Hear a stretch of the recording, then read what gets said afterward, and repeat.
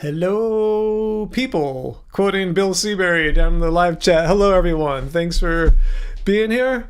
Getting started a little early. It's, why not? I can just sit around and just do nothing for 10 minutes, or I can come on a little early and say hi to y'all. So yeah, it's I usually start at 6 p.m. Pacific Standard Time, but it's 5:49 p.m. Pacific Standard Time. So why not? Why not just get started? Now that I have the store closed, I do want a little AC.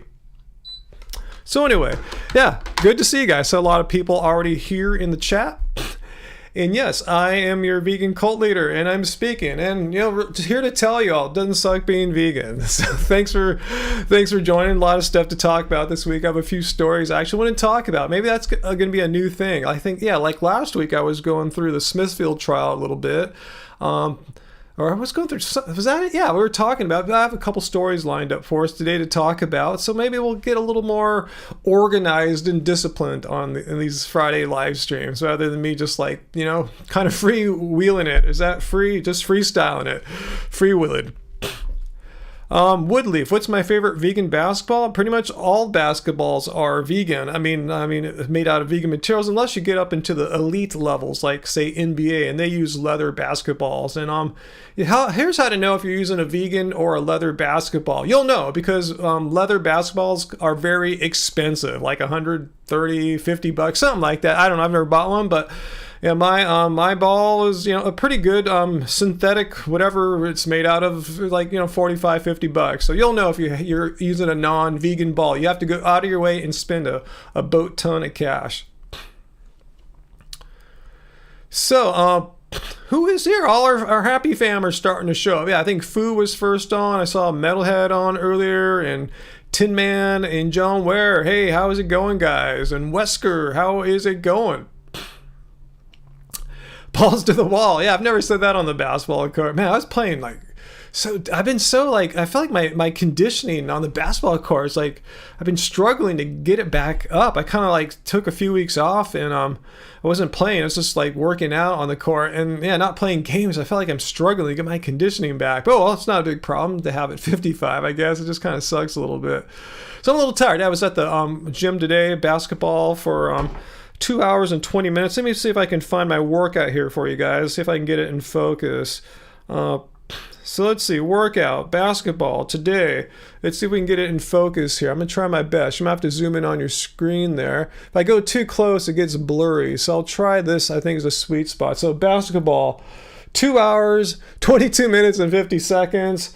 Calories, active calories working at 1,346. And total calories 1,600, average heart rate 122 over the 2 hours and 20 odd minutes. So yeah, I'm a little tired today. 1,300 calories is nothing to sneeze at or shake a stick at. So I am pretty chill. But I'll make it. It's kind of normal for me. To do something quite active Fridays before the live streams. But it's all good. Favorite basketball is the Wilson Evolution. Totally vegan, composite ball. It's a good balance of just a good indoor ball. I mean, I'm sure there's probably better, but it's a good $45, $50 ball, I think. At least when I bought it. I don't know what they cost now. I bought it maybe 5, 6, 7 years ago. I don't know. It's got good grip, good bounce, and it's just a good, solid indoor basketball ball. Hey, Penny, I'm glad you're liking my hat. My hair just came out like crap today. It's been looking good the past couple days. I had all this confidence it was going to come out all bitching like it did before today, and after I got back from the gym and took a bath, and it just came out looking like blah. I'm gonna put my hat back on. I mean, you can see my hair, my uncovered hair in the thumbnail for today, but I'm going, hell, I'm just gonna put my hat on. F it, maybe it'll look better tomorrow. Let's see. Putin nuke us all, Fu Man Poo. I know. Isn't that weird? Now you're around my age, right? We grew up in that 80s time, and we're all concerned about nuclear war with Russia, or the Soviet Union as it was called then, and that went away, and most of you younger guys, you millennials, were lucky you didn't have to grow up with that crap hanging over you every day. And here it is back again. Possibility. Hopefully that won't happen anymore. Hey, Metalhead, lunch tomorrow is cumin rice and vegan korma. All right, send some our way. Put some in the teleporter or the food transporter, and that'd be awesome. Let's see. Vegan Metalhead just sponsored Streamlabs. Said, "Oh, well, you've been a member for 5 months. I can't believe you've been doing it for 5 months now. So I want to salute you, Vegan Metalhead. Thanks for being one of our Happy Fam channel members now for 5 months. I think you were right there, like on the first day when we launched it. So thank you, and thank you for everyone for being part of our Happy Fam. It really helps us out being a smaller channel. You know, we don't get tens of thousands of views, not like we used to, like 7-8 years ago and stuff. So it's every little bit helps us out to be able to, you know, consistently bring this out. If you guys been subscribed to our channel, like make sure you hit notifications. Angie is on a tear. She's putting out more videos in a week than I am, but she's doing them in the form of YouTube shorts. So again, make sure you're subscribed and getting notified. You know, they're like TikTok format, you know, the length, the tall rather than the wide perspective, you know, like Instagram stories or shorts. I get them all mixed up. But yeah, Angie's been putting out the YouTube shorts. So make sure you're following. Yeah, she puts them out, I said, multiple times a week, and is beating me as far as how much content and how many views are getting too. So, what else? Let's see. I look like Bart K because it looks like a bald cap, especially with the glasses. If he lost, what do you mean a bald cap? It looks like I'm bald, is what you're saying? What are you talking about? I'm far from bald. I mean, just look at the thumbnail for this video. I'm definitely not bald. And he's not Asian, so I'm not sure how it was the first time anyone ever said I look like that dude. It's a joke? Okay. All right. That is just weird. That's the weird thing to say. The brain is Deadhead. Grateful Dead fan by any chance? Travis, 100 seconds to midnight. What are you guys talking about there? Hey, Tin Man, Ryan, I love seeing you and Angie's Facebook post of y'all meals. Yeah, if you're not following Happy Healthy Vegan on Facebook, follow us there. Again, Angie, she puts out more content than I do, especially once you look at Facebook and Instagram, YouTube Shorts. I mean, people say, where's Angie? She's putting stuff out there every day, literally every day. I just kind of cruise in on Fridays, do these little live streams with y'all, which I love doing. Maybe put out 1, maybe 2 videos a week, and sometimes a midweek live stream, which is pretty rare. So yeah, she's really the prolific content creator amongst the two of us. I just have a big presence on the main YouTube channel, but yeah, outside of that, she's the bee's knees. Is that what they say? The Asian Bart K, maybe? I don't think that is even going to work out in any way, shape, or form conceptually. Let's see. Oh, yeah, and Streamlabs has a link down there. The Doesn't Suck Being Vegan tees. Get one. And we have the Vegan Cult Leader, our Vegan Cult member shirts, too, on our new shop, our merch shop, which is merch.happyhealthyvegan.org. So check it out. The link's down there. And, yeah, get one of these and, you know, different colors, different sizes, all there.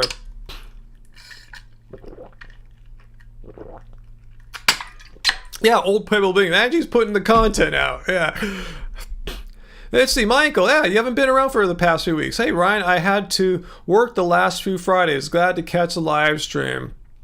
We're here, and if you really miss us, thank you. I appreciate that, and you can always watch the what's that called, the playback, you know, on demand playback after they're done, if you really want to do that. Hey Ace, would I ever do steroids? Let me ask you, Ace, have you done steroids? And if so, what would the steroids do for me as a 55-year-old basketball player? You know, just let me know what your thoughts are. Give me the pro steroid argument is what I'm asking for. Like, I've not done steroids. It's not something I think about or seek to locate and utilize or anything like that. But give me the pro steroid argument. Why should I take steroids? And I'm not saying that facetiously or like a smart ass. I'm curious. Just give me the best pro steroid argument, and I will listen with an open mind and hear you out.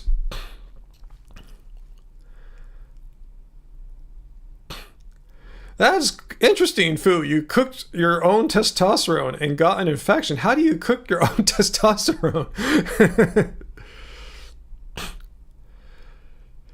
Travis, I never heard about the one time you were abducted by otherworldly beings. That sounds interesting.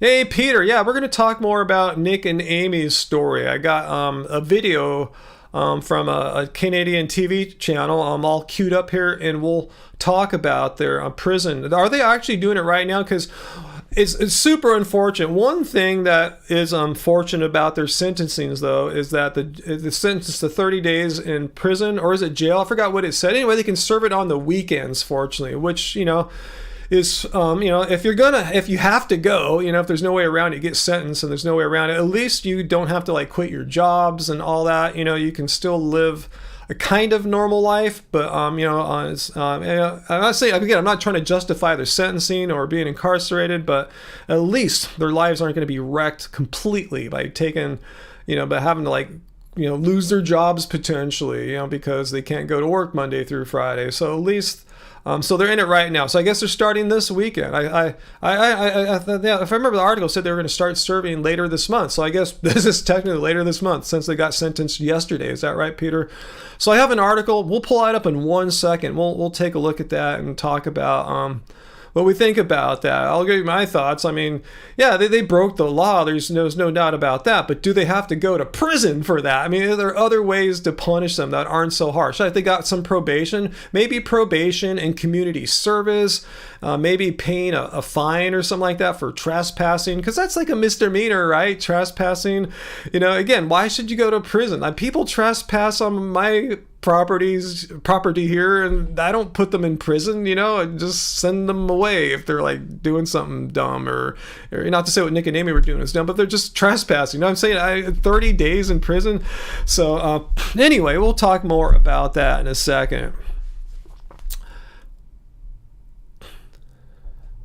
It's a green smoothie party. What's that? Famous bodybuilder Doug Bignell dropped dead yesterday, reportedly of heart attack. Do you know how old he was?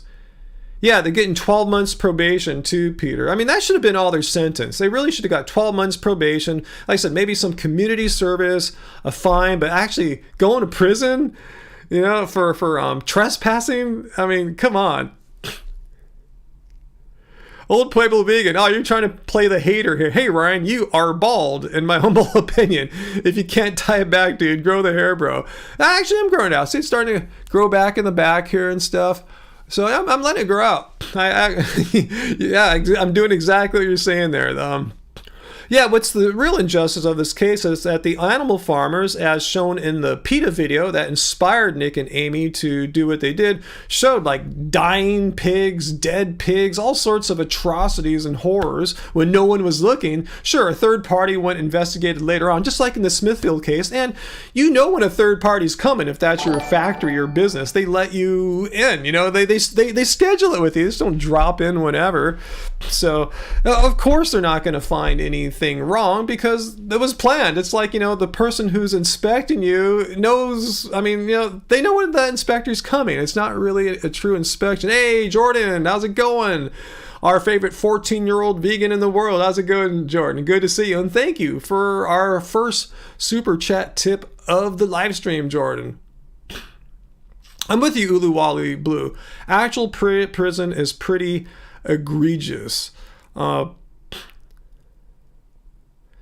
Dr. Bear, hey Dr. Bear, good to see you. Yeah, you're responding to Bill. You're saying, yeah, abolish prisons. In my opinion, folks who do wrong should repay damage and get rehabilitation. Or if they can't be rehabilitated, they should quarantine from society in a humane way. And Nick and Amy don't need any of that. They could have paid back society without having to go to prison for 30 days. Anyways, let's take a look at it. I have the story up on one of my browsers here. Yeah, let's check it out together, guys. I'm just going to play this back.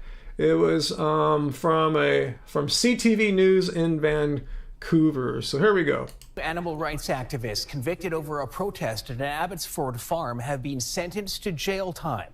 Amy Serrano and Nick Schaefer have been sentenced to 30 days behind bars and 12 months probation. They were convicted of break and enter and mischief after a large protest at the Excelsior Hog Farm in April 2019. During sentencing in Abbotsford, the judge called the protest, quote, a carefully planned and orchestrated mass invasion. Mass invasion? Spoke to reporters before today's decision and didn't back down. We don't want to go to jail, but we're most concerned about all the animals inside Excelsior and all animal farms who remain the true victims. No matter what happens to us today, no legal repercussions could ever compare to what farmed animals endure. The duo added they do not regret their decision to enter the farm. The protest was sparked by the release of a disturbing video by the animal rights group PETA. The BC SPCA did not end up recommending charges against the farm. Two animal rights activists convicted after a protest. All right, so while that was going on, thank you for those super chat tips there, Jordan. And you called me out. I can't recall. I don't think I know any other 14-year-old vegans, let alone vegan activists like you are now, Jordan. So yeah, mass invasion. I mean, if I understand the story right, Nick and Amy and a couple others, I think there are 4 in total who were singled out, led people into the factory or factory farm or whatever the thing is. Invasion, I mean, that's being quite loose with the definition of invasion. Invasion has, let's look up the word on the internet here. Let's check out what invasion means, because it typically has a much more like sinister definition. Invasion. Come on. All right, let's see what invasion means here. Well, it's such a definition. Okay, I would like that in English. Okay, here we go. The incursion of an army for conquest or plunder. Do you conquest? First of all, they didn't bring an army. You can't call some peaceful vegan activists just walking in peacefully an army. But they have to do either a conquest of the thing you're taking over that you're invading, or a plunder. That's what invasion is. Invasion is that you just don't like lead people and sit down. That's not an invasion. The essence of an invasion is to conquest the place you're invading, like a castle or a bank or a home, like a home robbery invasion, or to plunder it, to mess stuff up, take what you want. They didn't do either. They didn't plunder the factory farm. They didn't conquest it like, this is now our factory farm and all these animals are ours now. And, it wasn't anything like that. The incoming or spread of something usually hurtful is a secondary definition. Usually hurtful. They peacefully sat down and shot video footage, right? How is that hurtful? It's hurtful to the farm owners to let the footage out of the pigs being mistreated, showing them in the gestation crates and all that. But that doesn't constitute an invasion. Just because they're showing some video footage that the hog farm owners aren't stoked to get released to the mass public. But a conquest or plunder, this is completely the wrong word. And for the judge to call them, they're leading a mass invasion. What was it, like 50 peaceful protesters sat down, that they weren't conquesting or plundering. I mean, hopefully, on their appeal, which they said they're going to do, and they should, show the judge's extreme bias and complete inability to let them have any semblance of a fair trial. They couldn't show any of the footage, again, to show the context of why they were there. They just didn't walk in there because they were like trying to what's the word? They were trying to plunder it or conquest it. They had a goal to see and expose the injustices of the pigs in this factory farm. But anyway, thanks, Jordan, for your super chat tips there. Let's see. I saw Metalhead. Did you get one too? Yeah, chicken for dinner. I thought I saw one come from Vegan Metalhead too. Okay, you bought a $32 shirt Wednesday that some of the proceeds go to a cat shelter. Hell yeah, cool. Whenever you find something like that, that's always a win. Damn anti-vegans. Yeah, sounds like, Jordan, thanks for the super chat tip there too. And it sounds like they found an anti-vegan judge. I could see if the judge isn't vegan, totally fine, as long as he or she, the judge, can listen objectively and not be negatively biased against people whose points of view on animal rights is different from his or her. that's all you're asking for as a judge, is to present a situation, create a scenario where a fair trial can proceed. And just by calling their peaceful protest a mass invasion, again, it's like what invasion means. It means nothing. There's no conquest or plunder. Is just absolutely absurd. What's that, Peter? You plan to chain yourself to the doors of the British Columbia SPCA Victoria branch until they do their job there? Before you do that, Peter, what would that do? What does the SPCA have to do as far as this case goes? Let me know. Are they the ones in charge of inspecting this hog farm and making sure it's up to standards? Is that the third party that inspected them?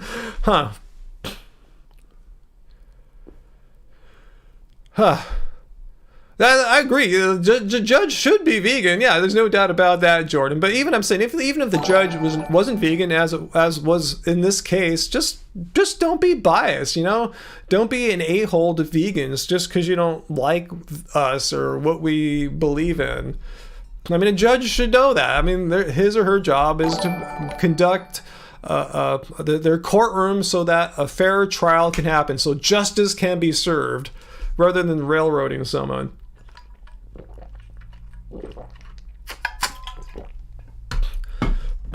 So anyway, Bella Gaming. Where did I say that? Are you a friend of vegan gains?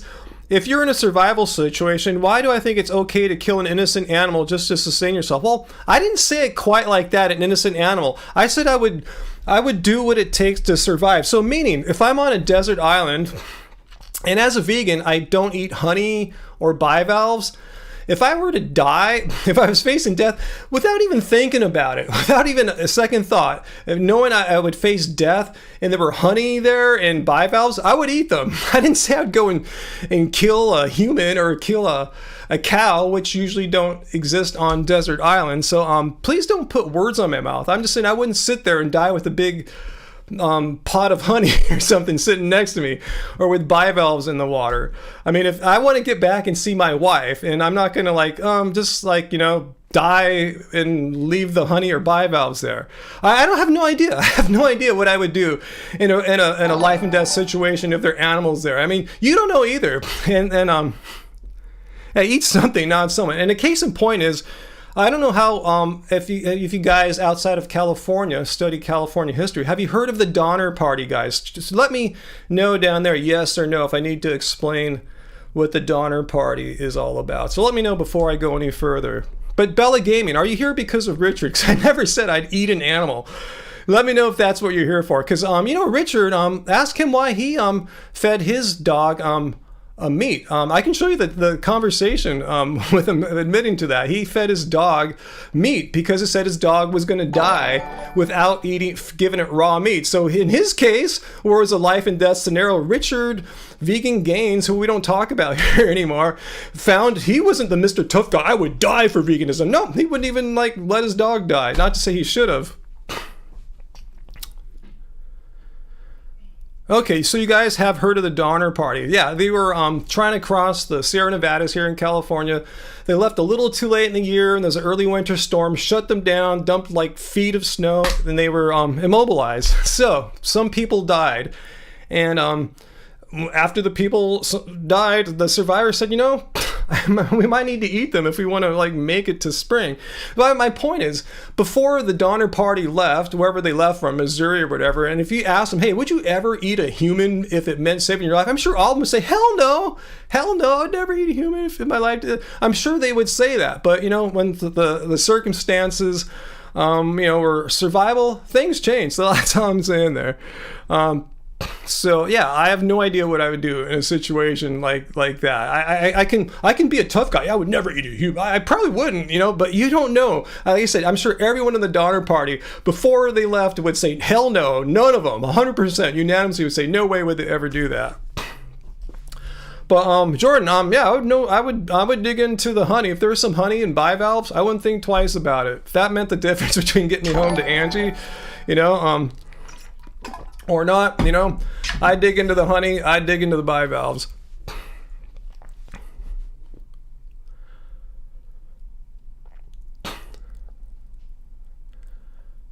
Flying Fig, I saw the title. I watched Mike the Vegan's vid about the vegan definition. I don't care. I mean, it's all good. I don't know if he was what he said, but everyone is entitled to his or her opinion, and if people like it, awesome. If they don't like it, it's fine with me too. I'm just saying the definition isn't as crappy as some make it out to be. Ballad Gaming, there wouldn't be just a bucket of honey randomly on the island, so you wouldn't have to attack and kill bees to get there. Okay, say that I found the honey not in a bucket. Say it was in a hive or something. I could have access to it. I would probably grab it. You know, if it meant not dying. Think about it. If it meant not dying, I would eat some honey. I'm telling you right now, I don't think I would hesitate if that meant the difference between life and death. But like the Donner Party, I'm not sure if I would eat a dead human or a dead, if there were animals. I probably wouldn't. I don't know for sure. I'm just being honest with you. But at least I'm honest with you. Your idol, though, Vegan Gains, who says he would die for veganism, which is completely radical death cult veganism. He himself, do you believe me? Do you want me to show you the receipts, Belly Gaming? He said I have a conversation with him, and this is a well-known fact. A bunch of people made videos about this about 5 years ago. He fed his dog raw meat. Why? Because he said his dog was really ill and getting sick, like couldn't eat anything else. His dog couldn't hold food down. The only thing that would keep their dog alive was feeding it raw meat. This is Vegan Gains, who's so tough guy. Yeah, I would die for veganism. I don't care. Well, you know, getting mad at me for the prospect of eating honey or bivalves. But how come it's okay for Vegan Gains to feed his dog raw meat, and you're getting mad at me for suggesting I might eat some honey if my life depended on it on a desert island? I just want to understand the consistency there. Ballad Gaming, I never said I was going to eat a human or an animal. How about Vegan Gains' dog? Don't you think the raw meat that Vegan Gains' dog, those animals wanted to go home to their families? Again, how come you're questioning me on a hypothetical situation, yet Vegan Gains gets a free pass for feeding his dog for I don't know how many months or years he was feeding his dog raw meat. He gets a free pass on that. But me, being honest with you and admitting, yeah, I might go look for a beehive, look for honey. I might muck around in the shallow waters or look for a sea urchin. I'm an evil beast of a devil for doing that. But Vegan Gains feeds his dog raw meat, and he's a saint. Yes, I understand where you're coming from now. But so that's okay, it was 5 years ago. Who cares when it was? I'm telling you, Vegan Gains, the guy who said, yeah, I would die for veganism. But, you know, at least he's not such a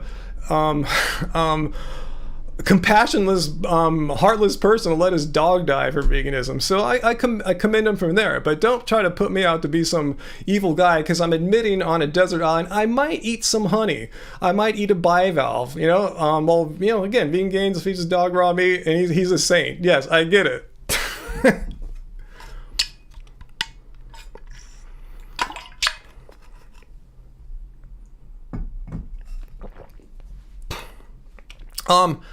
The brain is dead. I actually have the conversation. So if you want, I can like zap it from my phone, and because that's where the person sent it to me. It's a message in Facebook Facebook Messenger. I can put it up here. He said the words raw meat. In fact, I'll read it for you right now. Let me find it.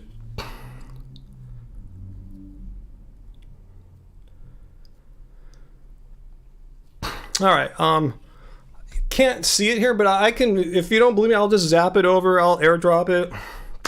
He said right here, we also had no choice but to feed the dog meat, or else it would die. She has a lot of digestive problems, and she's incredibly sensitive to certain types of food.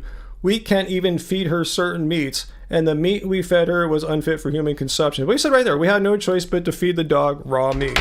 Or not raw meat. Is that what he said? Let me read it again. We had no choice but to feed the dog meat, or else it would die. This is his words verbatim there. Yeah, stop being me. I don't understand why Vegan Gains is a vegan saint for feeding his dog meat. And I'm just saying, and this is real life. It happened a few years ago. And I'm saying, if I'm on a desert island, I might eat some honey. You guys would rather have me die. Is that what you guys are telling me, Bella Gaming? That no, it was him and his wife. Don't absolve Richard from any blame in this. It was a decision they made together. They were married. It was their dog. They're living together. It was a choice they made. So I don't understand. So Bella Gaming, so you tell me you would want me to die. Is that what you're saying, Bella Gaming? If I were trapped on a desert island, you wouldn't want me to eat the bivalves to survive or get some honey from the bees. You're saying you would rather have Ryan die. Is that? I just want to be absolutely clear if that's what you're not suggesting, that you're pretty much demanding I do. Is that what you're saying, Bella Gaming? If I was trapped on a desert island and I had some honey I could access and some bivalves, you're saying don't do that. I want you to die instead. Please be clear, yes or no. Is that what you're saying? Yeah, Dr. Bear, if you had the choice between dying or eating an oyster, would you die? Answer the question that me and Dr. Bear put in here for you. And I'm not going to answer anything else until we get through Bella Gaming's death cult veganism here. Because Bella Gaming is defining veganism in such a way that we must die for the cause. Even if trapped on a desert island, no choices other than to eat an oyster. So let me make sure that's what you're saying you would do, and that's what I should do as well. Of course, Bella. Well, of course, I'm not. What do you think? Yeah. In my hypothetical example, say I exhausted all plant means. Yeah, I'm not going to eat bivalves right off the beginning. Are you ridiculous? Of course. That was part of the thought experiment. I guess you didn't come, you just joined in when you wanted. Of course, say you exhausted all the plants. You ate every last plant thing you could find and there's no more. This is like the Donner Party situation. You know, I'm just trying to say, if it meant, so let me just add, let's assume we exhausted all the plant options. So you're saying I should die instead of eating an oyster. Is that what you're saying? Is that what you're saying? You'd rather have Ryan, you'd rather have me be dead on a desert island. You'd rather have yourself die on a desert island rather than eat an oyster. Let me make sure I got this right. Yeah, you didn't answer our question. Oh, Jordan, you're going already, Jordan? Thanks for the super chat tips there. Yeah, good point, David Berger. Bella Gaming, you should focus your efforts on the billions of humans eating animals every day instead of focusing on someone who hasn't had any animal products in 12 years. This is my 12-year month now, guys. 12 years. So Bella Gaming, you wouldn't need an oyster because of your life. So you're saying if you're trapped on a desert island, there's no more plant resources, you either use them all yourself or there weren't any to begin with, and you had oysters around you, you would say to die. Is that what you're saying? You would if that was your prospect, you saw no other way to like sustain yourself until rescue, and you wouldn't know when a rescue would come. So you would choose not to eat them and pretty much starve yourself to death. Is that what you're saying, Bella Gaming? You're choosing death rather than eat an oyster or some honey if you could find a beehive there. Bella, again, I'm not asking you. This is my thought example. This is my thought example here. So you have to play by my rules here. This is my game. This is my desert island. Because, you know, desert islands, typically there's bivalves. You know, I've watched enough Survivor. I've seen them muck around in the shallows. You know, there's little things, little tiny bits of stuff in the shallows you can get. So you're saying you'd rather die than eat like an oyster. You would die. Just say it very clearly for us. Instead of eating an oyster or getting some honey, if you could, you would die. That's what you believe we should all do.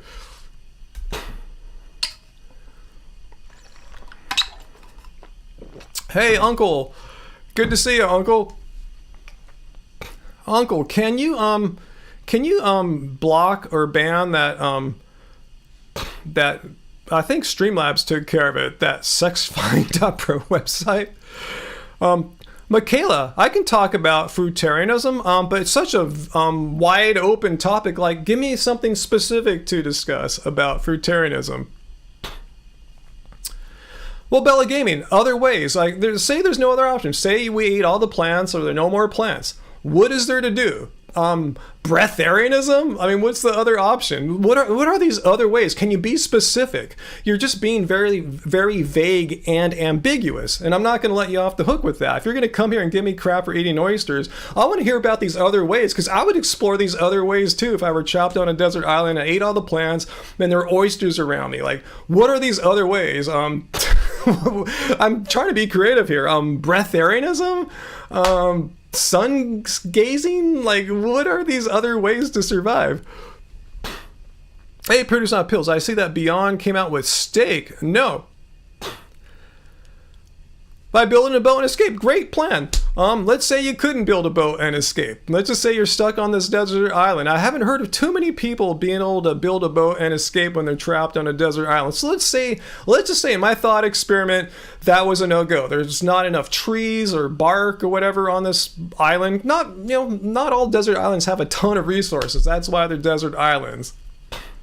So let's say there was no way to produce a seaworthy thing you could try to get, and then plus two, you try swimming. Well, I mean, if it were that easy, yeah, I'd just swim. I'm a surfer. I'd be able to swim if it were a reasonable distance. But if you're trapped on a desert island, that means you're trapped on a desert island. You can swim to the next desert island maybe and try to explore there, but eventually you're gonna have to figure something out.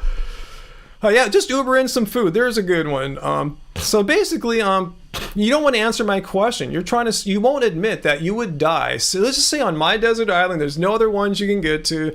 There's not enough materials or resources to make any kind of vaguely seaworthy vessel to float on. You can't swim to any other nearby island, at least none that has any better situation. In my thought experiment here, this is my island. So you're saying you would die rather than eat some oysters. If it meant, that was it. Say that was your only options. I'm just saying, I have no idea what I would do. Like the Donner Party, I don't know what would happen as far as like if there's a dead human survivor. I don't know. I would say right now, I would never eat human survivor. I don't know. The Donner Party would swear they wouldn't either. Yeah, eat the taro. Yeah, taro grows in many Pacific islands. I know that graph. Yeah, absolutely. Yeah, I wouldn't say, start eating oysters if you have taro around. Of course not.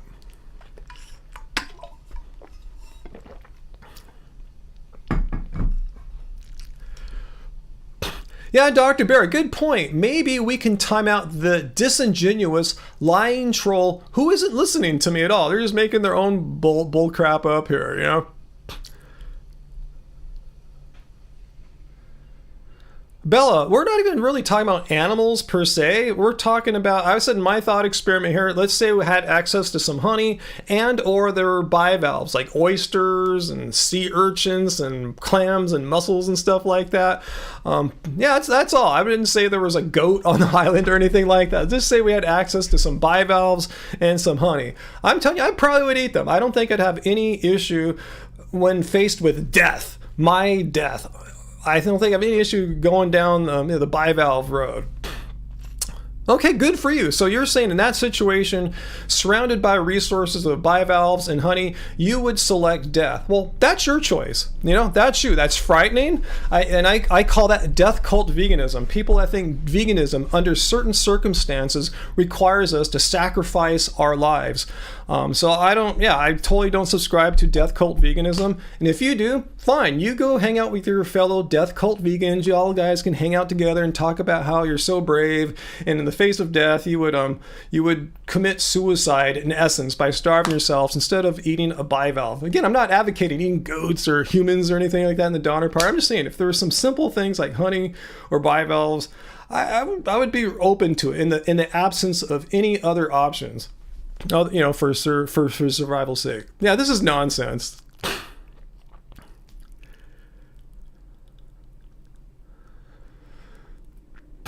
Yeah, Dr. Bear, I agree with you. Stop lying. I'm reading Dr. Bear here. You would eat an oyster if the alternative was death. The thing is, I know these people would. I know these death cult vegans. They talk a big talk, but in reality, they don't put their money where their mouth is. Again, look at Vegan Gains. He talks a big talk, but when it came down to his sick dog, and I'm not bagging on him for this, but his sick dog facing death, they had to feed it meat. And even Vegan Gains, the hardcore, I would die for veganism, death cult vegan, he did that. And I think what's this person again? I always forgot their name. Bella Gaiman would do the exact same thing if his or her life were at risk. If it meant eating an oyster or dying, I'm pretty sure after doing some thinking, they'd realize, yeah, I'll eat the oyster if I had to. So anyway, thanks for playing.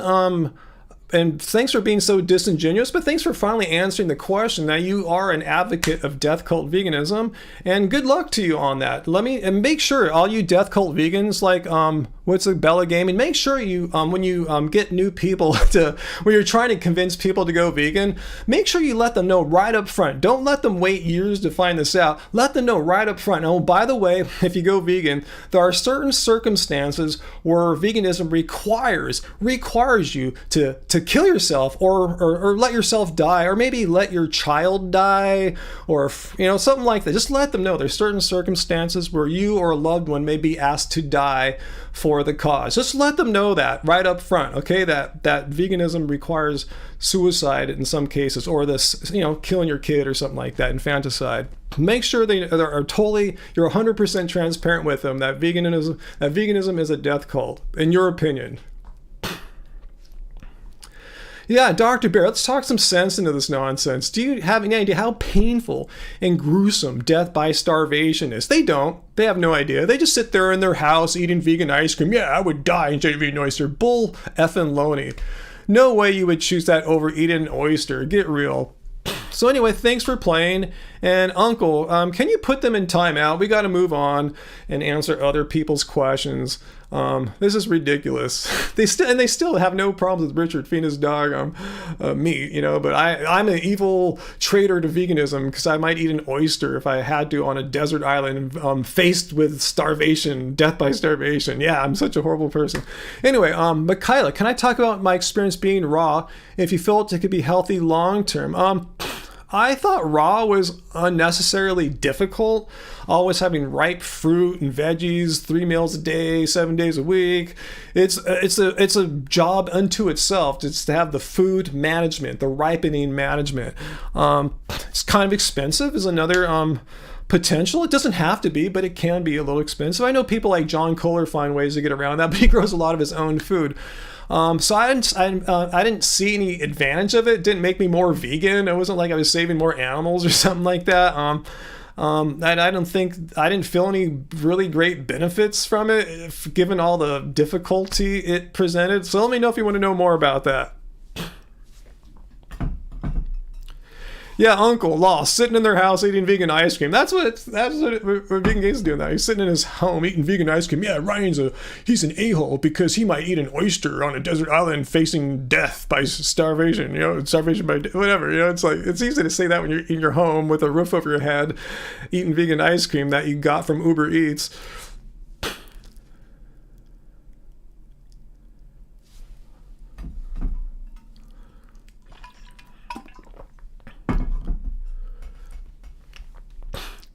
Oh, Mando Man, I see you having a conversation there with Dr. Bear. Let me know if you have any questions for me. I appreciate you answering his questions or her questions, Dr. Bear. But yeah, Mando Man, if I may have missed some of your questions earlier, fire up. I'm here, and let me know what you got there.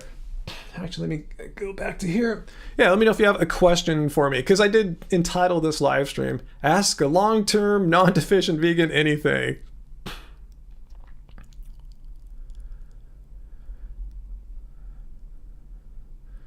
Log frogs, you stopped taking your medicine because it was tested on animals? Okay, good for you. Did your doctor advise that? I do know, I don't want to call anyone out in the live stream that doesn't want to right now, or point anyone out, but you can if you want to step up here, my friend from Florida. But I have someone here in the live stream, a longtime viewer, who needs to take a medicine. And all medicines in the United States were tested on animals. And without this medicine, correct me if I'm wrong, you would probably die, right? So are you saying one of my friends here in the live stream should commit suicide, sacrifice her life because that's what veganism asks you to do? That's what it requires? Let me know if that's what you're saying there, Log Frog. That my friend sitting here right now, a flesh and blood, breathing, living human right now, a vegan, a long-term vegan in my live stream here, should not take her life-saving medication anymore, because that's what you believe veganism, the definition of veganism, demands of us all. Let me know if I got that right, Log Frog. Yeah, Graven Babies. Yeah, I didn't want to make you talk about it if you didn't want to, but yeah, Graven Babies is who I'm talking about. Your medication isn't vegan, and she must take it twice daily. So I'm gonna see Log Frog. she should try to survive in other ways. Well, don't you think she would be doing that if that were possible? We've talked about this before. There's no other medications. There's no medicines. Here's the whole point, Log Frog. Every medicine that we have access to, prescription ones, non-prescription ones, are required to go through FDA testing, which requires animal tests. And I'm not saying this is great. I think it's horrible. It's a piece of crap system. But there's no other way to take medicine. So you're saying if you're vegan, you can never take a medicine, even if your life depends on it. Make sure I got that right. Is that what you're saying, Log Frog? Even if our life depends on it. So you're saying Graven Babies. Yeah, there's Graven Babies. She's vegan for the animals. And I can't have... She has no choice. Potatoes aren't going to fix her issue. She just can't take a plant for it. So what are you saying, Log Frog? Are you suggesting that Graven Babies should immediately stop taking her medicine and die?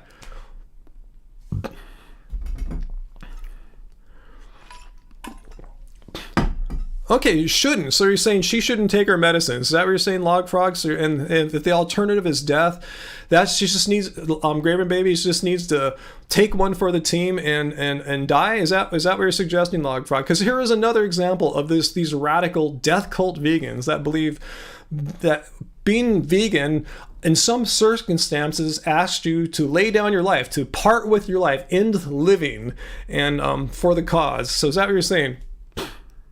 Well, she has thought about it. So you're saying she should think about it. She has thought about it, Log Frog, and she chose not to die. So what do you think about that, Log Frog? That Graven Babies thought about it and chose that she did not want to die. She wants to see her children, husband, and not die needlessly. So what do you think about that, Log Frog? And remember, she went vegan and is vegan for the animals. So are you upset with her decision to choose to live? Let me know. Or are you a hardcore death cult veganism saying vegan? Are you a hardcore death cult vegan saying that she should have chosen suicide? Let me know.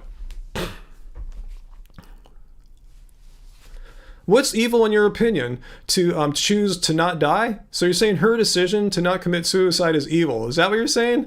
If so, yeah, again, go join that other person, that weird Bella Gaming person. You guys can make a little death cult, vegan death cult, and have a good time together.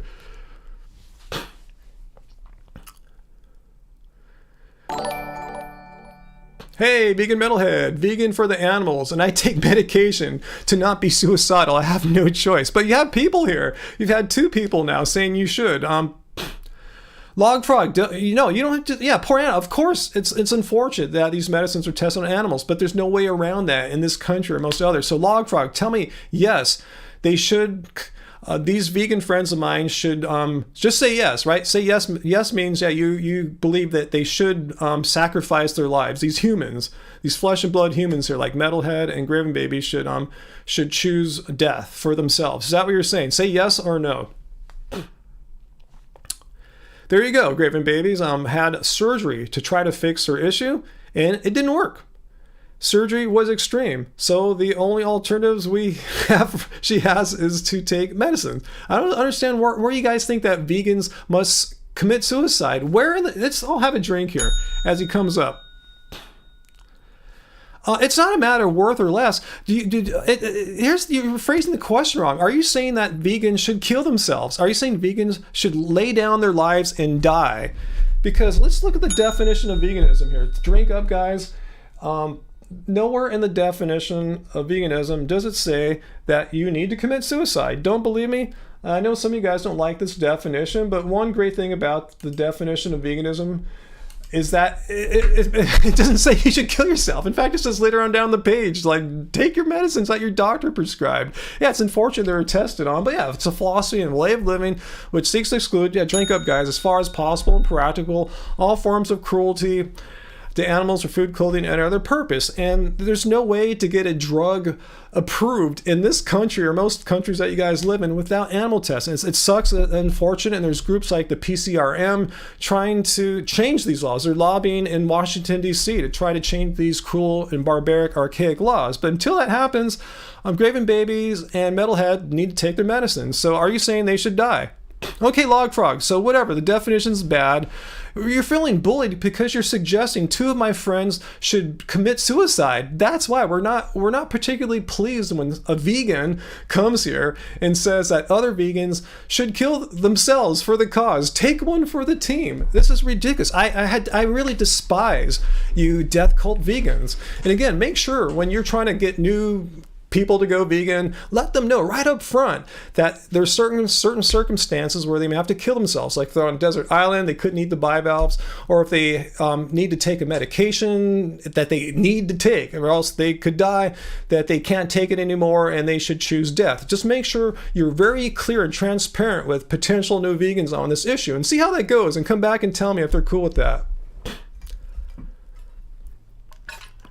Full turkey, how do we even know Log Frog isn't trolling? Seems ridiculous, I know, but I've talked to some of these death cult vegans before, and they are dead serious. He's not the first person to come here on the live streams. He's not the first person I ever talked to that is a death cult vegan. They're really out there. They really believe this. This person could be a troll, you're right, but I doubt it, because I've met so many, or encountered so many of these death cult vegans that believe that vegans should just die. You know, if the situation isn't perfect, you must kill yourself. So Graven Babies, yeah, you've had a good run, they said. Didn't that what that one guy said to you, Matt? He said you had a good run, but you know, you should like just not take your drugs anymore.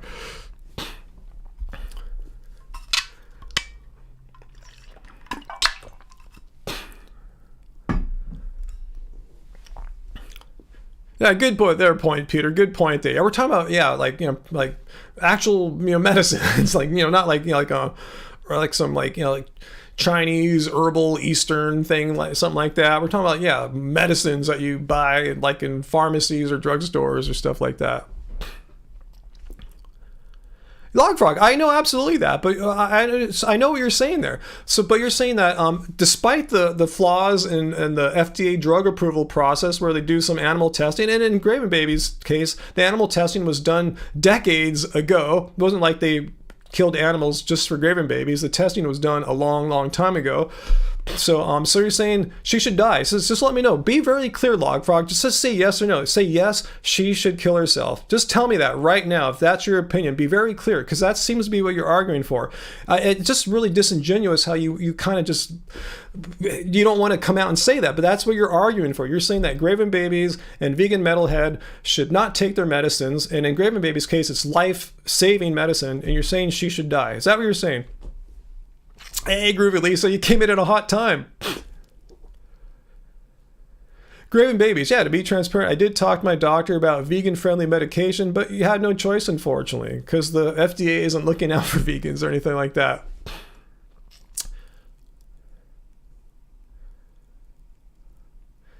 Fall dieting, you know, the animal testing had no impact on the effectiveness of these medications. They could have been created without the test. Absolutely. There's no necessary reason why these meds had to be tested on animals. Just an archaic, stupid part of the FDA approval process. Unless there are animal products in the medications, it should be acceptable. Oh, thanks. Hey, AJ/Atomic Vegan for the weekly cult member dues. Mukbang dues.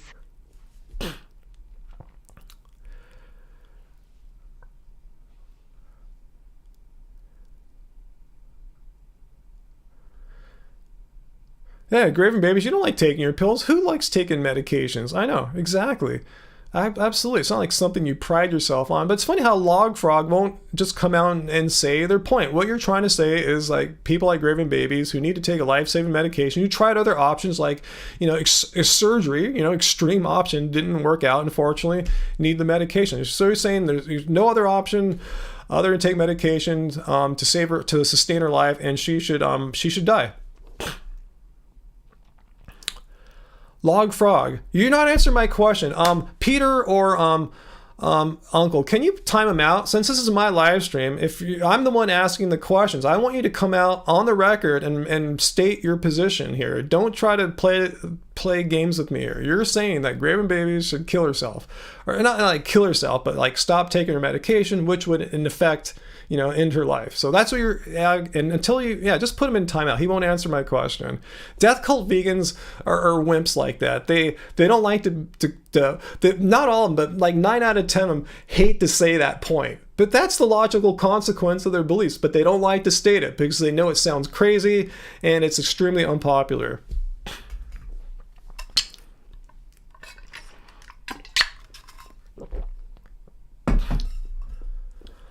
CB, do we need this comment from CB, guys? Can you guys block that? I think VG is telling his viewers to come here to troll out of spite. He's just upset that I know about his feeding his dog raw meat, you know? Tough guy, sitting there eating his vegan ice cream. Oh, die for veganism.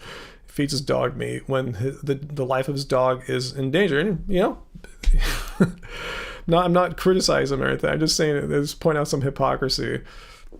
But anyway, I'm not here to bag on him. I really don't have an issue with him. I just blocked him out of my life, and we're not going to mention his name anymore here. So it's my bad for even referring to him. But yeah, he just doesn't exist. I just don't, he can do his thing. I don't care if he wants to promote death cult veganism to his people. That's his business, and it doesn't have to be any part of our business here.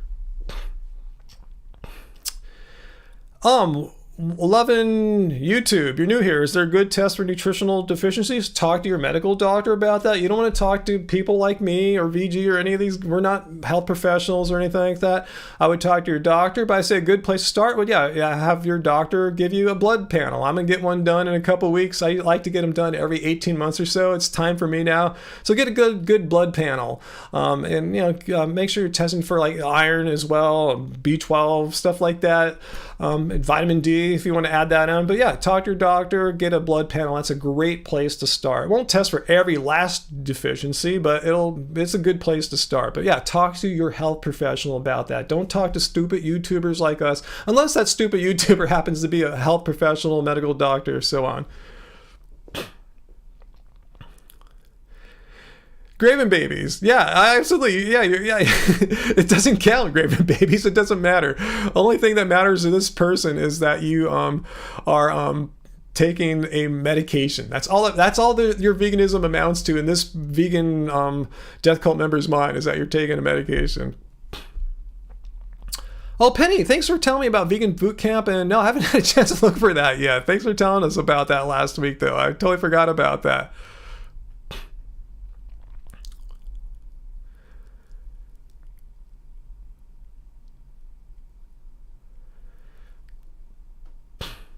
It's that fall down. If they change the way medications get approved, the DCV start using the meds that were tested on animals or only on or developed after.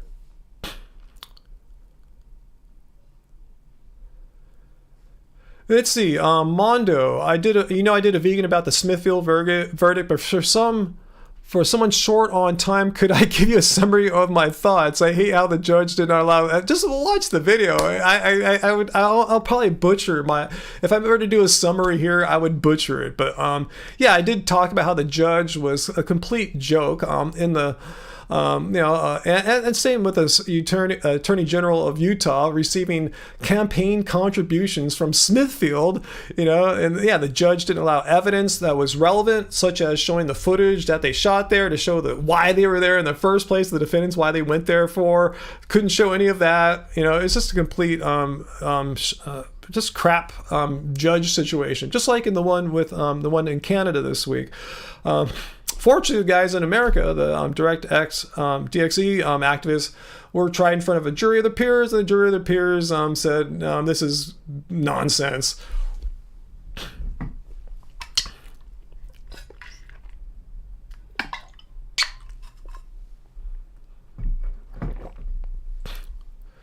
My name is Shane. It was unfair that I got banned. You got a band? Like a band? Like what kind of music do you guys do? I couldn't even answer, and it wouldn't be suicide. Well, explain your case. Like I'm not sure which name you were, but tell us how. I didn't say to ban you. I asked my moderators to put you in timeout. If they banned you, cool, awesome. I could have sworn that. Maybe I was wrong. That was my intention, just to get you quiet so I could talk to people about other issues. But I just wanted to say, since if you're the one telling Graven Babies that she should stop taking her medications, which are necessary for her to sustain her life, tell me how you're not advocating for suicide. I don't understand the distinction. If the alternative for her to, if she were to stop her medicines, would be to die, and that's what you're advocating for, how is that not advocating for death or suicide? So the ball's in your court. Explain away.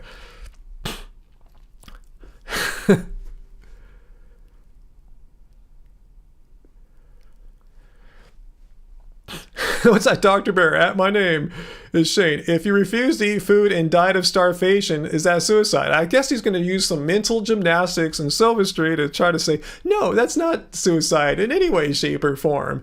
If you intentionally refuse to eat food or intentionally refuse to take a life-saving medication, intentionally, and you died because of that, yeah, how is that not starvation? Suicide. Yeah, it's like the monks set themselves on fire. And I mean, yeah, they had an intention, yeah, and they end up killing themselves. That's self-killing is pretty much the definition of suicide.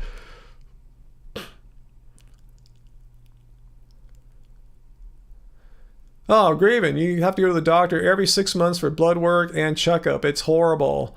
Yeah, I feel for you. I feel I can go on a lot when I go every 18 months for no reason other than I enjoy getting blood tests. So yeah, I'm going to get some done at the end of the month. We'll see how that goes. Fu Manpu, you were banned because you are evil. Yeah, death cult vegans are evil. Vegans who say that vegans need to kill themselves or let their children die under certain circumstances, you guys are evil.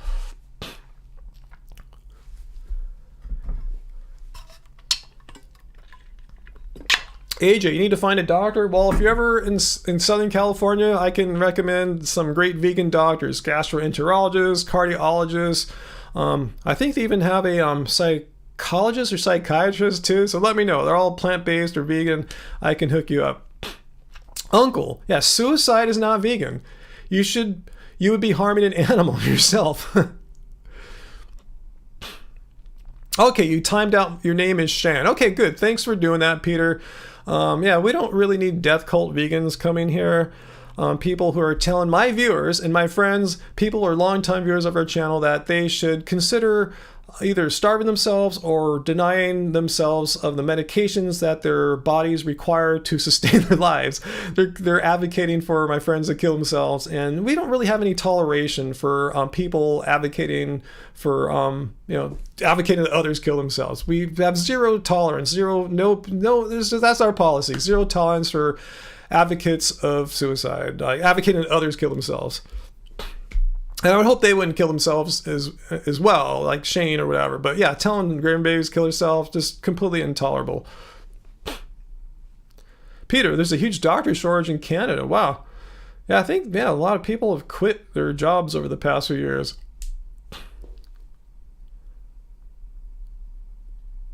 Gomez, what's that? You can speak on this. Clearly, skull infection and fam hernia took mess over pig, but antibiotics take or die. I'm not sure what you're saying there. Yeah, Dr. Bear. Yeah, I agree. It's so silly. We even have to say this. Think about this. This is a vegan channel, and it's so ridiculous. I have to even say, what'd you say there? Whether our friends should kill themselves isn't a debatable topic of discussion. It's not.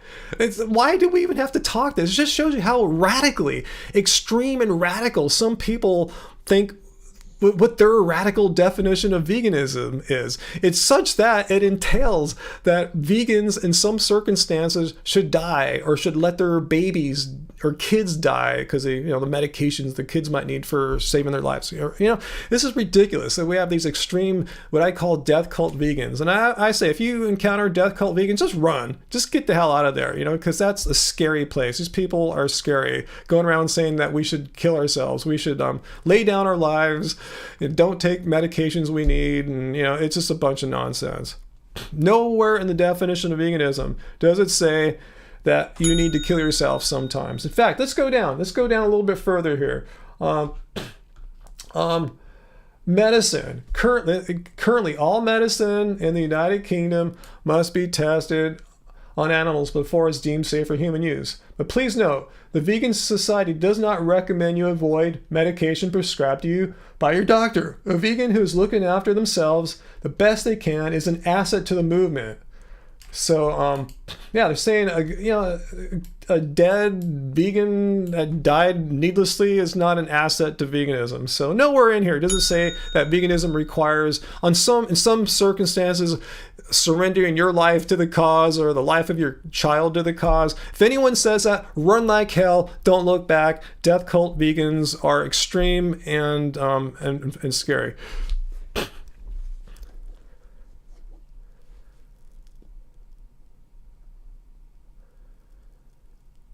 What? No, what's, okay, Log Frog is back. Okay, what's it? I compared not liking killing animals to surfing in my last stream. What? I'm trying to remember what I said on my last live stream. How can I call myself a vegan? How can I call myself a vegan? Because for the past 12 years, I've lived a life where I've not consumed any animal products.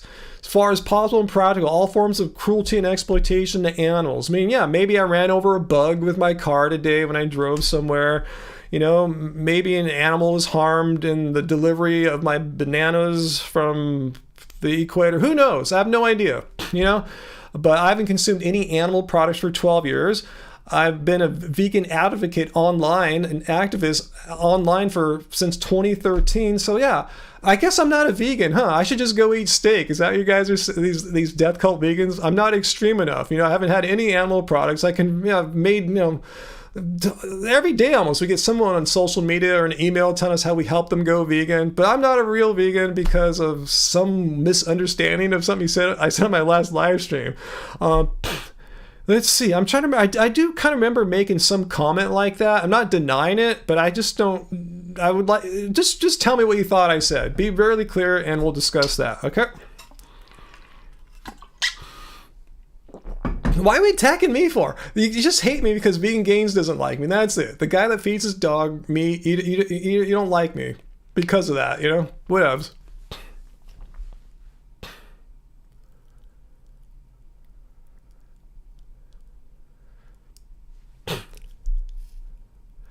Wow, Gomez, I'm just reading more about what you're talking about there.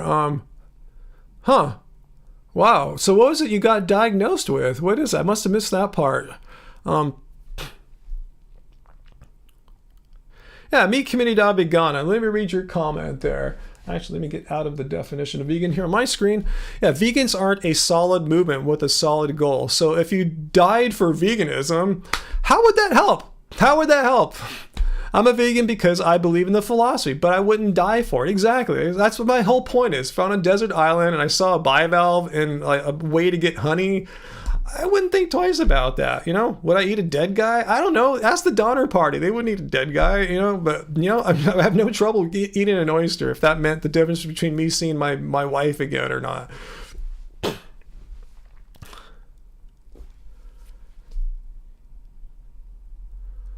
Clay Heilman. It's funny how the carnivore community all thinks they're like medical professionals or not. Talk to a medical professional about that. Yeah, don't talk to online influencers or whatever. What's the best food for the brain or whatever.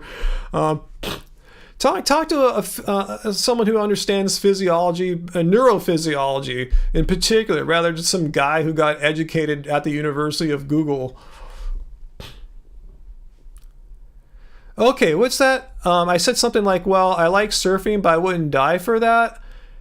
Okay, that kind of rings a bell. I'm not denying it. I don't think I was making a profound point. Maybe you're trying to turn it into one, which it's not. I'm just saying I wouldn't die for, I can't think of too many things I would die for. Okay, I think that was the point. Thanks for bringing this up, Log Frog. Yeah, I can't think of too many things I would die for. I might die to, like, you know, save my wife's life or something like that, but I wouldn't die for surfing. I like basketball, but I wouldn't die for basketball. So you're saying you would die for veganism. Is that what you're saying? Is this what you're bringing this up for? Where'd you go? Did someone ban you already? Okay, no log frog. Is that what you're saying? You're saying you would die for veganism, meaning, like, you know, if you had to take a certain medication for, like, say, a heart or thyroid condition, and without taking it, you would die. You would die for veganism. Is that what you're saying? Clay, what's the science? If anyone knows, again, Don't talk to me about, or any like non-medical professional YouTuber about neurophysiology. Talk to someone who's studied brain biology, brain physiology. They could tell you this. They've studied this, you know, especially if they're a medical doctor, specialize in that. I mean, they've had years of training, like 7 years of college medical school, as opposed to someone who just Googles stuff, YouTube stuff. You know what I'm saying? There's people who know this stuff. I'm not one of them. And I bet you none of these carnivore people know much about that stuff either.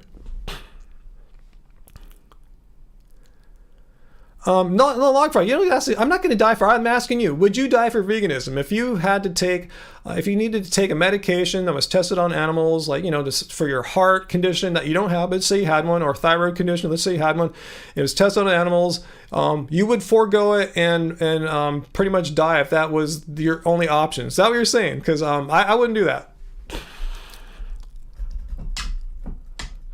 Yeah, me community.vegana. He's telling you, Log Frog, I'm a vegan. Please don't die for me.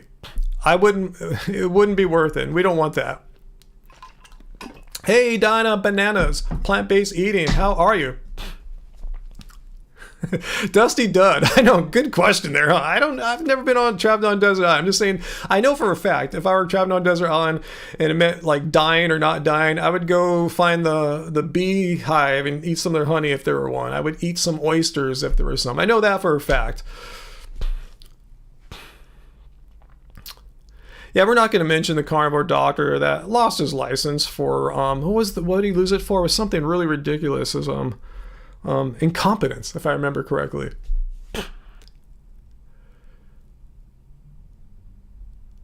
Yeah, good point, AJ Vintage. Log Hog, do you have anything interesting, intelligent to contribute? And again, I'm the one asking Log Hog the questions.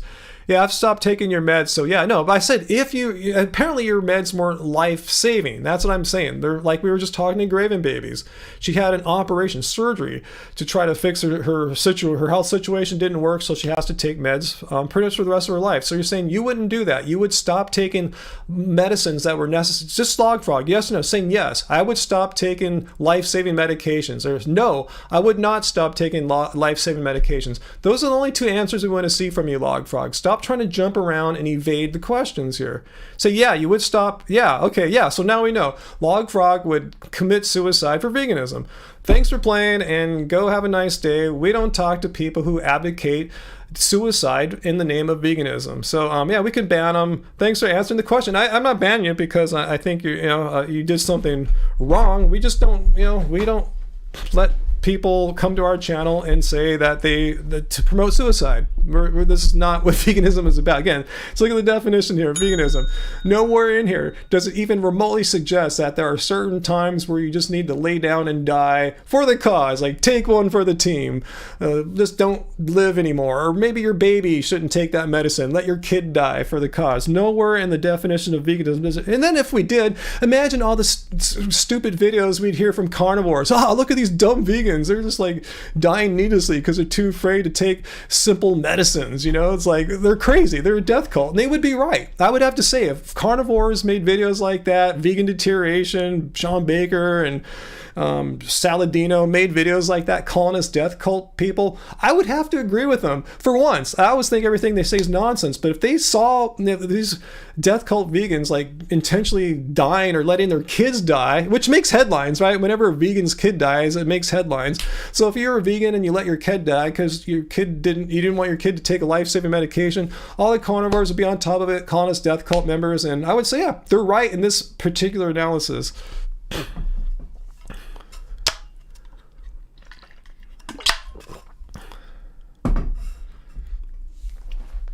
That's fine, Peter. Yeah, Log Frog, you got timed out. You didn't get banned, so don't come here and say you were banned, B-A-N-D. Peter timed you out, which means a mere 300 seconds. So just take a deep breath. It's all good, Log Frog.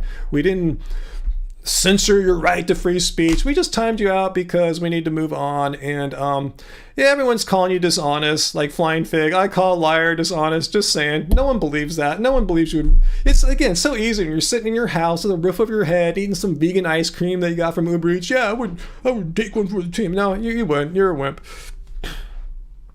Anyway. Public comment. What about shellfish? What about them? What's your question? But yeah, vegans typically don't eat bivalves unless stuck in the wild facing starvation. That's what we're talking about. Yeah, banned. He was banned, mi comunidad, B-A-N-D. He was banned. That's what he came here saying. He got banned, B-A-N-D. You hear that, Angie? Banned. He was banned. He said, I got banned on my other account, B-A-N-D. Yeah, I know. Angie got a good laugh on that one.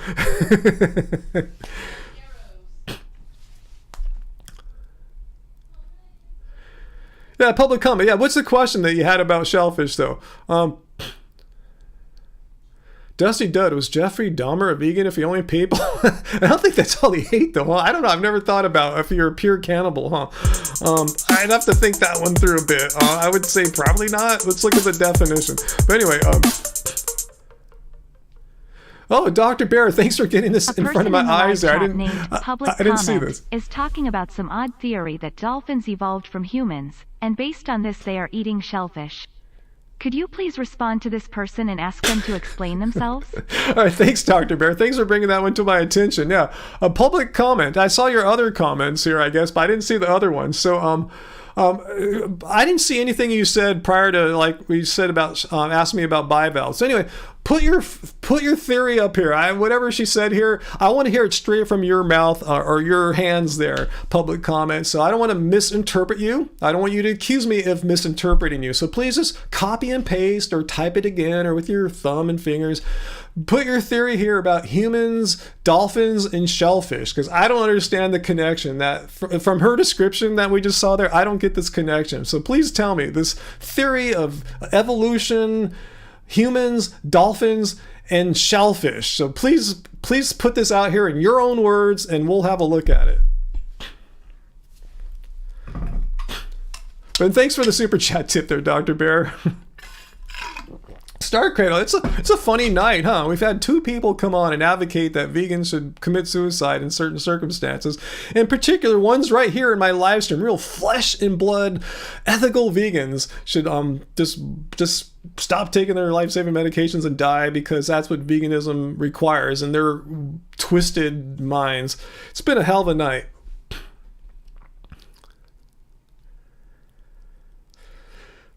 So anyway.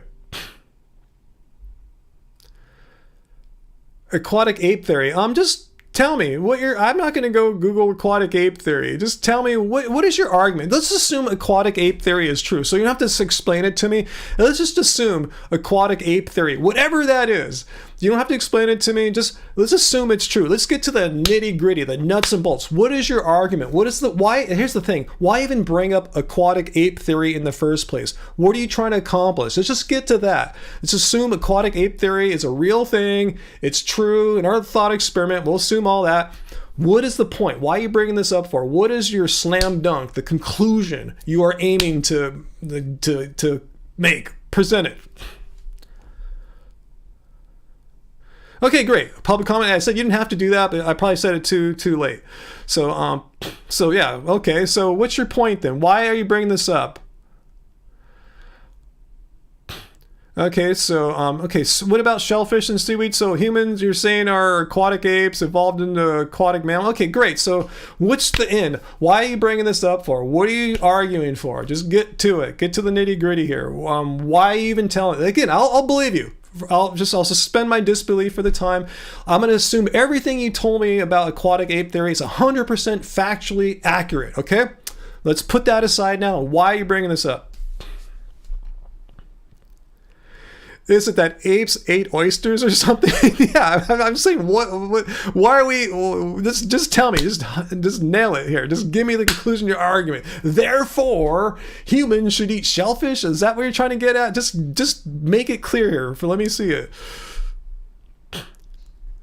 Corp joke. Holy moly, we came from dolphins. Well, let's just assume that to be true for now. I'm not saying it is or isn't true. Let's just assume it to be true. So you're saying humans should eat shellfish because they are similar to plants. Okay, so that's your argument. You're saying humans should eat shellfish and bivalves. Well, let's look at the definition of veganism and just start from there. Okay, a philosophy and way of living which seeks to exclude as far as possible and practical all forms of exploitation and cruelty to animals for food, clothing, or any other purpose. And the reason why I can speak for myself, and I think I can speak for most other vegans, why we don't eat shellfish is because they're pretty darn close to animals. They have a lot of the same things that animals have. They might not have a central nervous system, but they have a nervous system. Things like that. There's too many parallels. But my bottom line is we don't need to eat them. Here's the whole thing. If humans were truly aquatic apes and required shellfish in order to get nutrients, I mean, there's no essential nutrients in shellfish. If that were so, I would be dead. I haven't had any shellfish in a decade or more. It's not like I was eating shellfish right before I went vegan. There's no essential nutrients in bivalves or clams or oysters or sea urchins or sea anemones or starfish, clams, mussels, mollusks, without which we would perish. So that's the whole point. We don't need anything from them. We don't require any of their nutrients to be healthy, to sustain life, or anything like that. So there's zero point in disturbing them. Just let them live in the water. I have compassion for them. Just let them do their thing, sucking pollutants out of the water. God knows the ocean needs more of that. And they're quite close to animals. So I'm going to err on the side of caution and not eat them because they're kind of close to animals. But more importantly, don't need to eat them. Just let them live in the water. Why F with them when they're doing a nice job for our ocean ecosystems and we don't need anything from them? So that's our answer. B12 zinc, well, look at my blood test. Shall I put my blood test videos up for you? Public comment. My B12 levels are sky high. They're probably higher than yours. I have really strong B12 levels. Zinc, not a problem. So apparently vegans are able to get B12 and zinc without eating shellfish or bivalves or anything from the ocean. So nope, you don't need, it's again, B12 is a nutrient you can get without ever living near an ocean. Not every human in history lived near oceans and stuff like that. So nope. And you could always take a vitamin.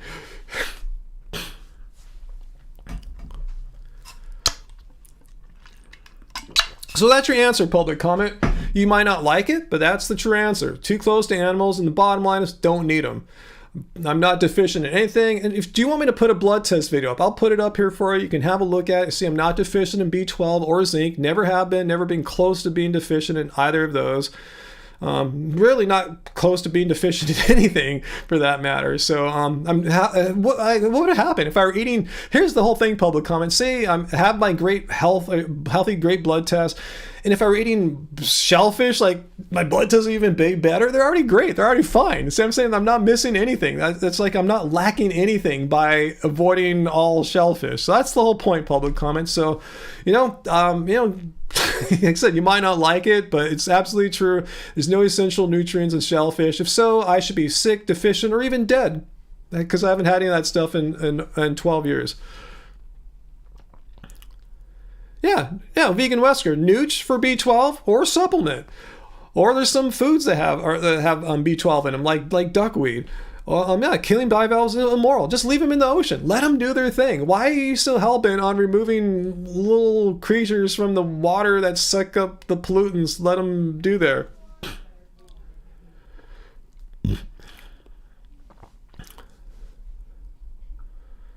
Uncle, I have no idea. I don't know anything about what the clam digging laws are here. Oh, nooch. Nooch is nutritional yeast. Good question there. Mondo Man Devout. Nutritional yeast.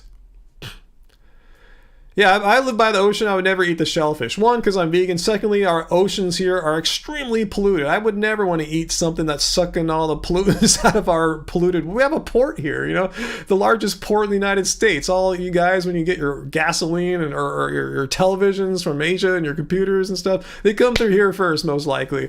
Our ports are extremely polluted. Just leave the bivalves and clams and everything in the ocean. Let them do their thing. We don't need to eat them. You wouldn't want to eat them anyway.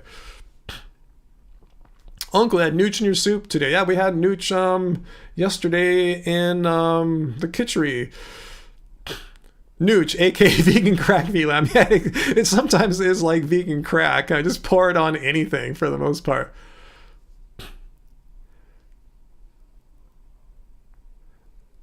What's that, Gomez? You will be 58 years vegan on November 18th. Holy moly, 58 years vegan. I have not been eating well for 12 years, meaning a bag of chips instead of stir-fried broccoli. I'm not sick because you're vegan, but probably because of eating a bag of chips instead of stir-fried broccoli, huh? Yeah, again, yeah, nothing about veganism means you have to eat healthily or anything like that. Yeah, Robert Bird, nooch is nutritional yeast. Dr. Bear, in your house we call nutritional yeast vegan magic sprinkles because it contains bioavailable B12 and tastes like cheese. Vegan magic sprinkles, great name. Better than vegan crack, maybe. Don't use it enough, Heidi. Use it more. Just have it handy. Just have it sitting out on your kitchen counter all the time so you can just grab it without thinking about it. Likes play. I'm speciesist because I care less about animals based on their species. Well, are you one of Vegan Gaines' friends? Because, you know, when push came to shove about 5 years ago when his dog was sick and having trouble keeping food down, and bless his dog's soul, I mean, Vegan Gaines decided to feed his dog meat. So if I'm a speciesist for admitting that I might eat a bivalve if I'm trapped on a desert island with no other options, is Vegan Gaines a speciesist for feeding his dog a meat when there were no other options? Just let me know, because if he's a speciesist, I'm a speciesist then. But I think I haven't done that yet. I haven't been trapped on a desert island. I'm just saying, I'm not going to die if there's a whole island of bivalves sitting around me. I'm not going to die. I'm not that stupid. And I'm honest enough to admit that. If I'm trapped on a desert island, a bunch of bivalves, I'm going to eat them. To stay alive, not for pride or anything, just so I can come back and live out the rest of my life with my beautiful wife.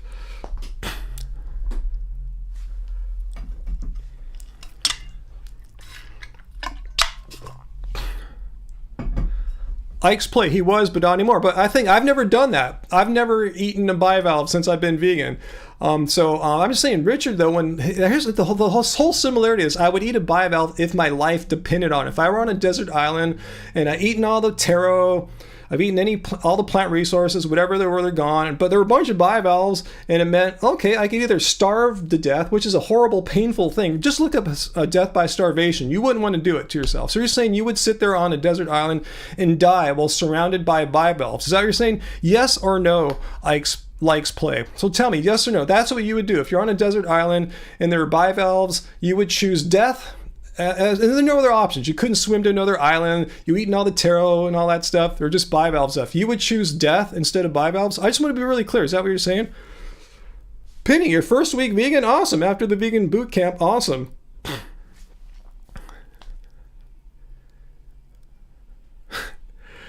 Oh, Dusty Dud. Oh, no. Are you serious? Rick Rubin, the music producer on Joe Rogan, he said he quit vegan and got healthy. Oh, God. Oh, man. Ike's play, you don't know, but you probably wouldn't. That's the whole thing. You don't know. I've thought about this deeply, and you don't know. But when push comes to shove, you're saying you would probably choose suicide rather than eat bivalves. So just be really clear. I just want you to come out and say, yes, I would choose death by starvation rather than eat. Just say, yes, I would choose death for myself. So that's one of the absolutely clear likes play. You're saying you would do that. Instead of eating some bivalves, you would commit suicide. That's what you're saying. Yeah, why are we getting so many of these death cult vegans tonight? It's so weird. Like, we didn't get any for the past few weeks, and here we are. Like, it's our third death cult vegan. Because trolls. Again, these trolls think they're so brave. Sitting at home with a roof over their heads. Maybe their mom's paying for it. They're eating their vegan ice cream delivered by Uber Eats. But they think on a desert island, they would choose to die rather than eat a bivalve. I explain. Okay. Let's assume they're alive. Assume bivalves are alive and sentient. Of course they're alive. Vegans only eat living things. We don't eat plastic or rocks. Of course they're alive. Sentient? I don't know. Maybe not. That's why I don't eat them, because I have options. I can go to the supermarket right now. I can have Uber Eats, which I've never used. Last week we had DoorDash come over for the first time ever. It's really expensive. I don't think we'll do that again. But anyway, so you're saying you would choose to die. So you're saying Ike's play that in certain circumstances, veganism requires that we commit suicide. So yes or no, Ike's play? Make sure I understand you right. That under certain circumstances, veganism requires us to sacrifice our lives for the cause. Yes or no? And those are your only two options. I want to hear yes or no. Yes means yes. Indeed, under certain circumstances, veganism requires us to kill ourselves, like, trapped on a desert island and you have bivalves. So yes or no, that's your only two options. Don't say I'd make a boat or swim. Just say those are no options. That's because veganism assumes options. If you're out of options, you're in a survival situation.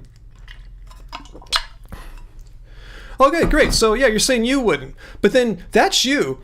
Just because let's assume you would do that. I don't believe you, but let's assume you would do that. Where does it follow? How does it follow that I should do that, and every other vegan should be as brave as likes play and give up their life on a desert island when they're surrounded by sea urchins and sea anemones and clams and mussels and stuff like that? Just kind of curious. Where do you get off? Just because you would do it, why should I do it? And why should everyone in this live stream, and for that matter, every vegan, like all tens of millions of us vegans, should do the same thing as likes play? Where do you get this from? Where is your justification that we all should do this?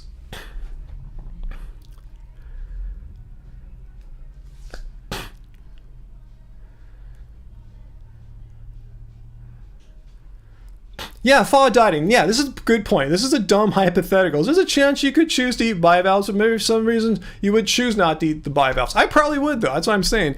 You can't actually know until it happens to you. That's why I brought up the Donner Party. Like I said, if you asked every member of the Donner Party before they left on their fateful trip if they would ever even consider eating the flesh of a dead human, I'm sure 100% would say, no way ever would that ever be even a remote possibility. Yep, that's exactly what happened when their party got trapped in a freak early winter storm, and they had no choice other than to eat some of the people who didn't survive if the survivors wanted to continue surviving. But I'm just saying, this shows you in survival situations where you don't have any options, you can't call DoorDash, you can't call Whole Foods, you might have to do some things that you wouldn't want to do, such as in the Donner Party's case. They weren't even vegan, but they were eating humans. I'm not advocating, I just use that as a hypothetical example, or a real example of how you can sit there with the roof over your head, everything's going great, eating your vegan ice cream. Yeah, I would never do that, but you might when push came to shove. Okay, Ike's play. I don't think we have to. So you're saying on there's island, I would have to commit suicide like you would because you're so brave. But I have a choice. Great. I'm glad you agree that I have a choice. You're not saying all vegans need to lay down their lives, willingly commit suicide in certain situations. So I'm glad you're not advocating this. So why are you so mad at me? We're on the same page. I'm not advocating I should die either. So you're saying I don't have to kill myself to be vegan. Thank you for clarifying that. Penny, was it 30 feet of snow? I knew it was a freak storm. I didn't know how freaky it was. Hey, Sarah, thanks for popping in. I saw you earlier pop in before the live stream started saying you couldn't come. Hey, loves, can't stay. Postseason baseball is invading my life this month. Okay, well, stay as long or as little as you can. I'm just glad we got to see you for a brief moment here, Sarah. This sip of water is for you.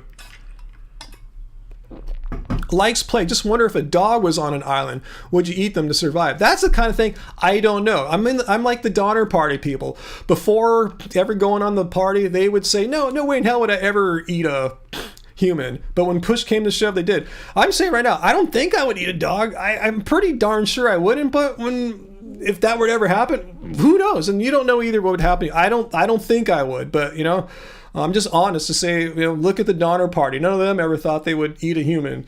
But I don't think I would do that. But I'm not in that situation, so I have no idea. I've never been in one. I hope to God I'm never in a survival situation like that. But if I ever am with bivalves, I'm eating those bivalves. So Peter, I see you're going to try to do full-time vegan activism, quitting your job even. Wow, that'd be awesome. Let me know what your plans are, Peter. That sounds awesome. If you can make that work out for a job, more power to you. Awesome.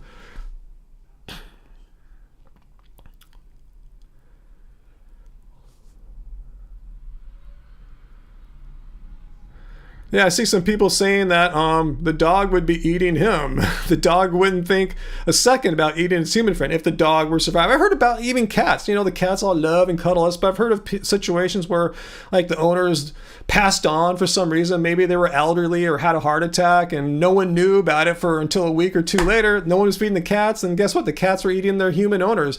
The cats who were previously your best friends, loving you, licking your face, acting like babies. Well, when push came to shove, they ate their humans. So I'm just saying, in a survival situation, who knows what the hell is going to happen? Fortunately, I've never been in a survival situation. I hope I'm never in a survival situation. Ike's play. You said you were sure you would eat oysters and those types of animals, but you wouldn't be. Well, I'm not sure if oysters qualify as animals, actually. I don't think they're animals. Let's look it up. Just for technically speaking here. Let's make sure we're on the same page. Are bivalves animals? Are bivalves, if I could spell right,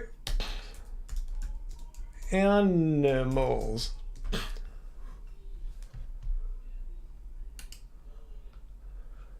Okay, bivalves are a grouping of aquatic animals in the mollusks phylum with a soft body. Okay, they're considered.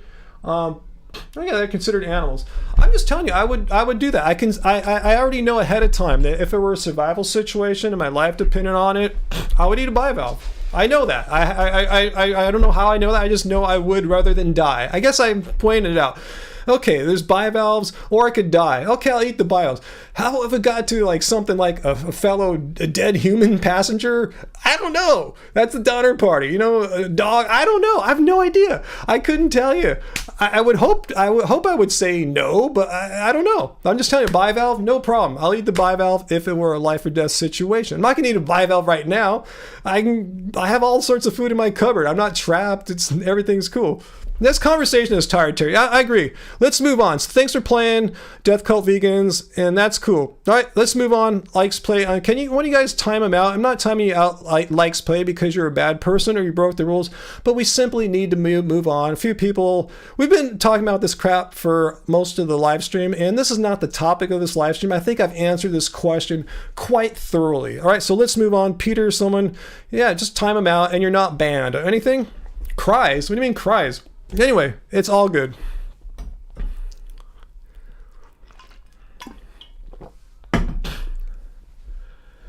So, that's pretty funny. Annoying but morally consistent. You're telling Likes Play, wow, give it up already, buddy. We get it. You're a level 5,000 vegan. Exactly. Awesome. High five, you level 5,000 vegans who sacrifice your lives for the cause, whatever. Awesome, awesome. Dinner, yeah, Angie made us some pizza tonight, actually. Really healthy pizza, not the kind of pizza that's all greasy from like Domino's or whatever. Angie made us a really healthy pizza. She got the dough. We got the dough at Trader Joe's last night. Some tomato sauce. And mushrooms and tomatoes and a few greens on it. It was delicious. Yeah, that was our dinner tonight. And I guess it was a late lunch, technically, so we might have a stir fry tonight we were talking about. So yeah, we're eating pretty healthily today. I'm with you, AJ. Oysters are nasty. Like, why would you want to eat them anyway? Even if you had choices, why would you choose oysters? Yeah, Dr. Bear, yeah, these pointless hypotheticals from Death Cult Vegans are getting very tiresome. Like, who are these people? Why are they coming here? And I don't understand who is brainwashed? Do you guys know who is brainwashed these impressionable vegans to become Death Cult Vegans? Like, where are they getting these ideas from? Is it VG? Who is it? Who's telling people that in order to be vegan you have to like kill yourself in certain circumstances? I'm not saying that. Mike the Vegan's not saying that. Like, who's saying this? Where are they getting these ideas from? Who is spreading this nonsense? Oh, I don't know, Galaxy of Domino's. I don't eat Domino's pizza, but I thought I got a vegan pizza there like about maybe 4 years ago or something like that. But yeah, I remember they had some way you can get one of the kinds of sauces. One of the sauces was vegan and one wasn't. One of the tomato sauce. This is a long time ago. I don't remember the details. True, Penny. Maybe it's them. They kind of have a deathy slant to some of their reasoning. I don't want to mention their names, but you might be right there. But I'm not pointing names, but I think that you might be. You're probably in the right direction. That group, that circle, maybe not them specifically, but people from their circle. Again, I'm not calling them out as bad people. I'm just wondering who's putting these ideas out there that vegans need to kill themselves, because this is ridiculous. And again, if you're a Death Cult vegan, make sure you do people right. When you meet people you're trying to recruit to become new vegans, maybe recruit's the wrong word, whatever. Make sure you tell them up front that that is a death cult, that veganism sometimes requires you to kill yourself. Just make sure they know that right up front. Don't let them have to wait 2 years or 10 years to find this out, like Scientology or something like that. Just let them know right off the first day you're talking to them. Yeah, maybe true, Peter. He's from that whole circle that we were just talking about there. So yeah, you're probably, it's that crew there, I think, is spreading death cult veganism. If so, shame on you guys. Really, shame on you guys. Like, you're screwing up the name of veganism, like, you know, making it a death cult. It's not.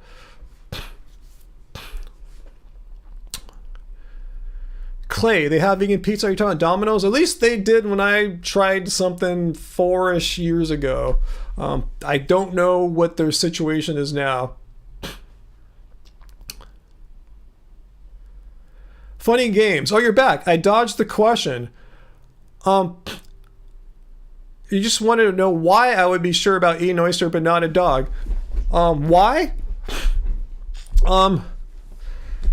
Well, because of the, I guess the simplest explanation is the degree of sentience of a oyster is, you know, really many orders of magnitude removed from, like, say, a dog or even a lizard. You know what I'm saying? It doesn't have sensory apparatus. Doesn't have a central nervous system. Has a nervous system. Does it have a brain? I don't even think it has a brain, right? Correct me if I'm wrong. Do bivalves have brains? Let me just say right now, do bivalves have brains? They have no brains. Let's look it up right now. A bivalve, right here, has no brain. The animals have no brain. The nervous system consists of a nerve network and a series of paired ganglia. And all but the most primitive bivalves, two whatever ganglia are on. Either way, they don't have brains. They don't have sentience. So that could be a justification why I could see myself, if trapped on a desert island without any options, bivalves. If it meant that or death, I would munch on the bivalves to save my life. Dogs, a whole different story. They have brains, central nervous systems, conscious sentience. Bivalves, by having no brains, probably don't have any kind of sentience. I don't think you can have sentience without a brain. I'm not a neurophysiologist or a neurologist or anything like that, but I did study brain science a little bit when I was studying psychology, and I'm pretty sure you need to have a brain to have sentience. So there's the answer to your question. I didn't dodge it, but good question, and we're moving on now. Bivalves don't have brains. Dogs, people have brains. Even lizards have brains. Graf on Carterfo. Spock was vegan and he even ate meat when trapped in a cave. See, yeah, Spock wasn't one of these death cult vegans. So you can go back and tell VG and his friends, yeah, Ryan said it's because bivalves don't have brains. They don't have central nervous systems. They don't have sentience. That's the difference. Clay, you see me? Oh, I kind of see you too.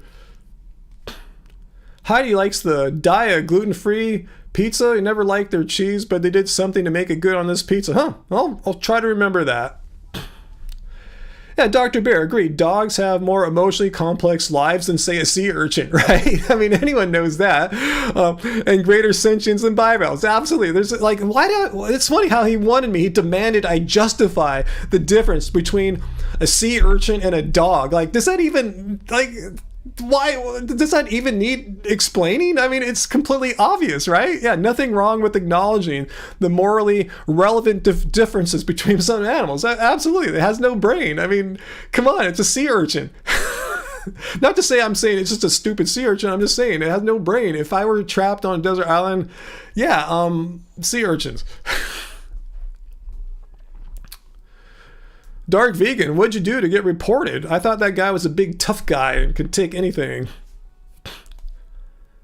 Oh yeah, Peter, yeah, I asked you earlier, your first job in vegan activism, chain yourself to the British Columbia SPCA. Yeah, again, why? Were they the group that inspected that hog farm? Let me know. Let me know why you want to do that. What is the SPA's role in this whole thing? I don't know, Dusty. I guess the ticks before the dog. Huh?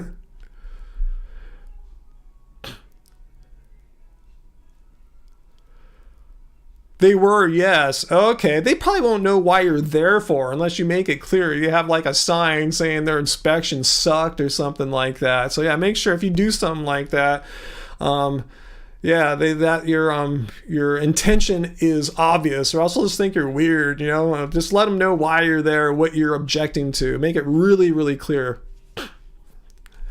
Thanks, Wesker. Yeah, smash that like button. Robert Bird, what definition of veganism are they following? I know that group of people, their definition is more focused on animal rights, and that's totally cool. I'm not against that at all. I tip my cap to that.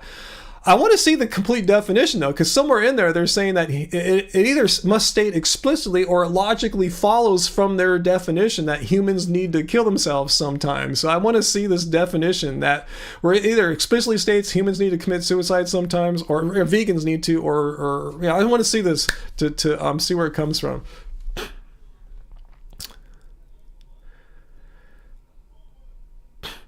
Dusty, did you ever watch Kingpin with Woody Harrelson? Which movie's that again? I like Woody. I like him. Cool, chill, stoner, vegan. My kind of guy. So yeah, let me know. Which one is Kingpin? What's that one about roughly? A dark vegan. He challenged him a fight after he said vegans are weak. Oh, okay. I know you're talking about Baker. I guess he did. That's kind of hostile, I guess. I'm not saying I agree with what he did, but I guess maybe he perceived that as violent or hostile or something like that. Who knows? But I thought he was a tough guy. He should if he thinks vegans are weak, he should put his money where his mouth is and meet up with you and see how weak you really are, huh? Top 3 vinyls, asked Clay. Let's see. I'm just thinking ones I go back to often. Pink Floyd, Wish You Were Here. That's my favorite album of theirs, and the vinyl just sounds gorgeous. Fleetwood Mac, Rumors, and Led Zeppelin, Song Remains the Same. I like that because there's cuts of songs or mixes of songs on the vinyl that are not present digitally anymore. Like the song No Quarter, completely different mix. It's the mix from the movie soundtrack, which is a different mix than on the vinyl, and it's a way better mix. So anyway, those are my top 3 off the top of my head. I listen to a lot of modern music too, but those when I play vinyl, I'm usually listening to older stuff. Let's see, Peter. Okay, here's a great reason to protest the SPCA. They also sell animal products at their functions to help the animals. Yeah, that's the weird kind of animal activism, huh? Like, here, we want to help the animals, but here, here's some meat. Here's some dairy products to help us save and protect the animals. That makes 0 sense. Yeah. Oh, cool. You like my taste there. Oh, Tame Impala, yeah, I know you're talking. I don't have any vinyl. I just listen to Tame Impala sometimes just on streaming, which sounds great. But thanks for the super chat tip there, Peter.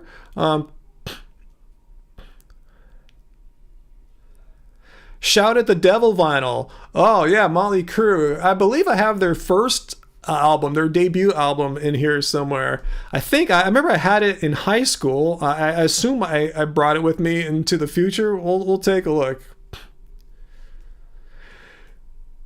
You adopted your Pomeranian from the SPCA 12 years ago. Yeah, our cats came from an SPA branch group. But it's not them directly. It's like the LASPC, something like that. But yeah, our cats are from some part of their organization. So they're not all bad, but yeah, I know they have problems, especially at our Long Beach branch here. The person who's in charge of it is horrible. They won't make it a no-kill shelter for all those bullcrap reasons. They won't listen to the city, even though they operate on city land.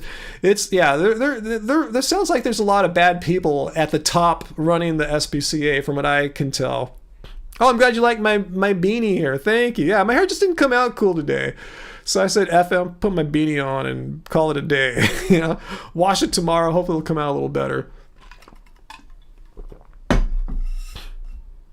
Jaguar Sun. Haven't heard of them. Yeah, Penny. That's why Peter's protesting the SPCA. They're behind the 4 vegan activists in the farm in Canada. I thought I had something else I wanted to show you guys today. Let me check it out. Let me see what I got here. I thought, let's see.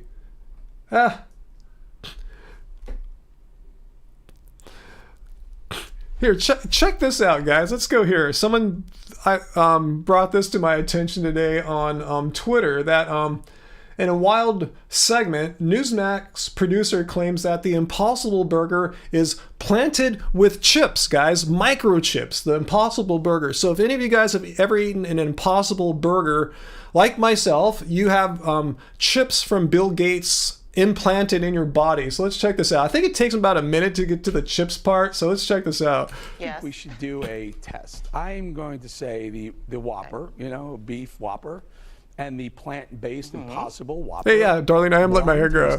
I'm guessing both of you, neither one of you, well, over the course of several attempts, I'll bet you can't tell the difference in taste. Oh, I can. Eric, this isn't about taste. This isn't about taste, though. This isn't about taste. It's about knowing that you're eating something that was made in a lab. You guys are producers. You guys are producers. You know you're not supposed to talk at the same time. Hold on, you first. You go first. I mean, come on. If it tastes the same and it's healthier. No, that's not the point. I think the point is that this is made in a lab. It's Bill Gates has decided that all of us have to eat man-made meat. I want the real thing. I want it to come from the real source. It's not about the way it tastes. Oops, sorry. Congratulations for making something that tastes a little bit like the original. I want to eat something that's real. That's the real thing that came from the earth. Came from the earth, something real. Like she never eats like any processed food, no potato chips or anything like that. Everything she eats is completely whole food. I'm sure she eats tons of processed food, but in this case, it's the devil, you know. But anyway, let's continue. The planet that was actually intended for us to be eating, not out of a lab that's made of I don't know what, made of chemicals, implanted with chips. I don't want to eat Bill Gates' plate of fake meat. I don't. Just the point is, I'd rather eat the real thing or nothing at all. I agree with you. I don't. That's what Mariana, I like. I'm not suggesting. Okay, enough of that. I don't know. Should I make a video about that? Because that's just Looney Tunes. Bill Gates and chips, and I don't know what it's made out of. Well, it's actually written on the back of the box. It tells you all the ingredients in there. It's not that weird. I mean, I don't know what's in there. It's because you're ignorant. You didn't read. You know, they're just making nonsense up that Bill Gates wants everyone to be vegan, and he's implanted it with chips. Like, wow. Wow. Wow, should I make a video about that? Let me know what you guys think. Yeah, conspiracy theories, huh, Uncle? Peter, you sent stuff to my IG. Cool, I will check it out. Aaron, definitely make a video on this. Okay, maybe I shall. And what else? Anyone else think I should make a video about it? Or is it too dumb? Heidi, yes. Graph, if she was on an island with Impossible Burgers, would she eat them? That's a great question. If she was on an island and somehow washed onto the beach was her in a big box of Impossible Burgers, would she eat them or not, huh? All right, I'll make a video on that. I want my microplastics to come from a real source. Yeah, we have actually no clue what's in hamburgers out there, especially ground beef, where they like get a bunch of cows and just mix all their meats together. You know, one could have came from another part of the country and all mixed up.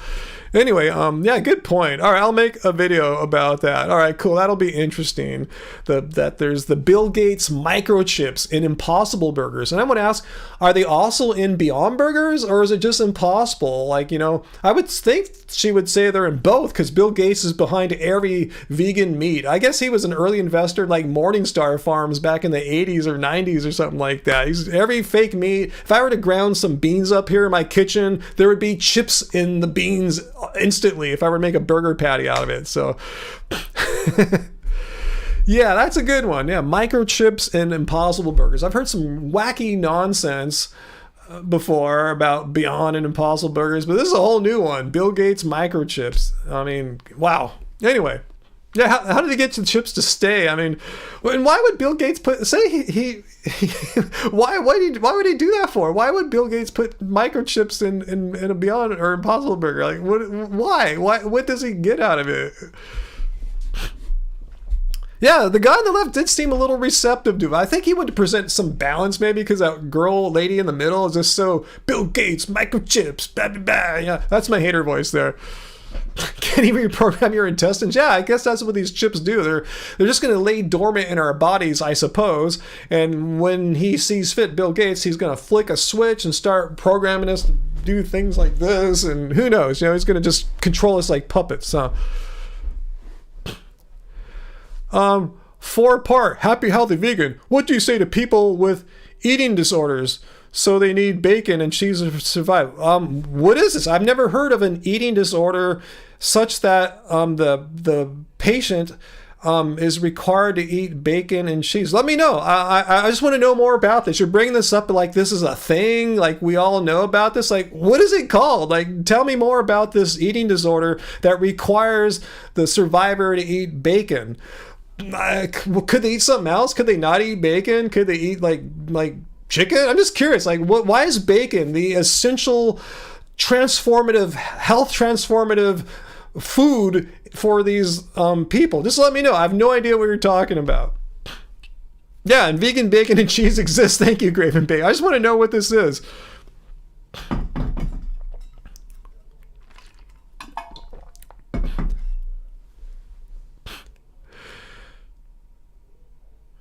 Graven Babies, you had Beyond Burgers for dinner. Good for you. So that country bit was the chip. I guess they're in Beyond Burgers too. So you confirmed it for me, because this story was just about the Possible Burgers. Yeah, Bill Gates, if he really wanted to get maximum impact from his microchips, he would put them in ground beef, right? Why would he put them in Beyond Meat, or Impossible Burgers, which very few people eat? But put it in ground beef, you're going to get 70% of the United States population. Why F around with a couple percent of us? 4 parts called blood type 12. All right, let me look up blood type 12. I've never heard of blood type 12 before, so let's go check this out.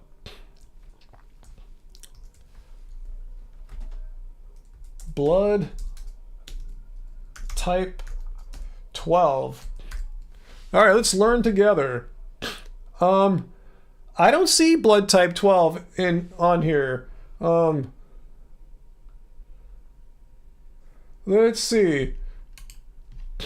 Let me click in here.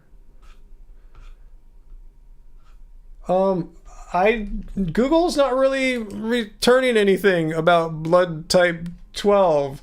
Let me click another one.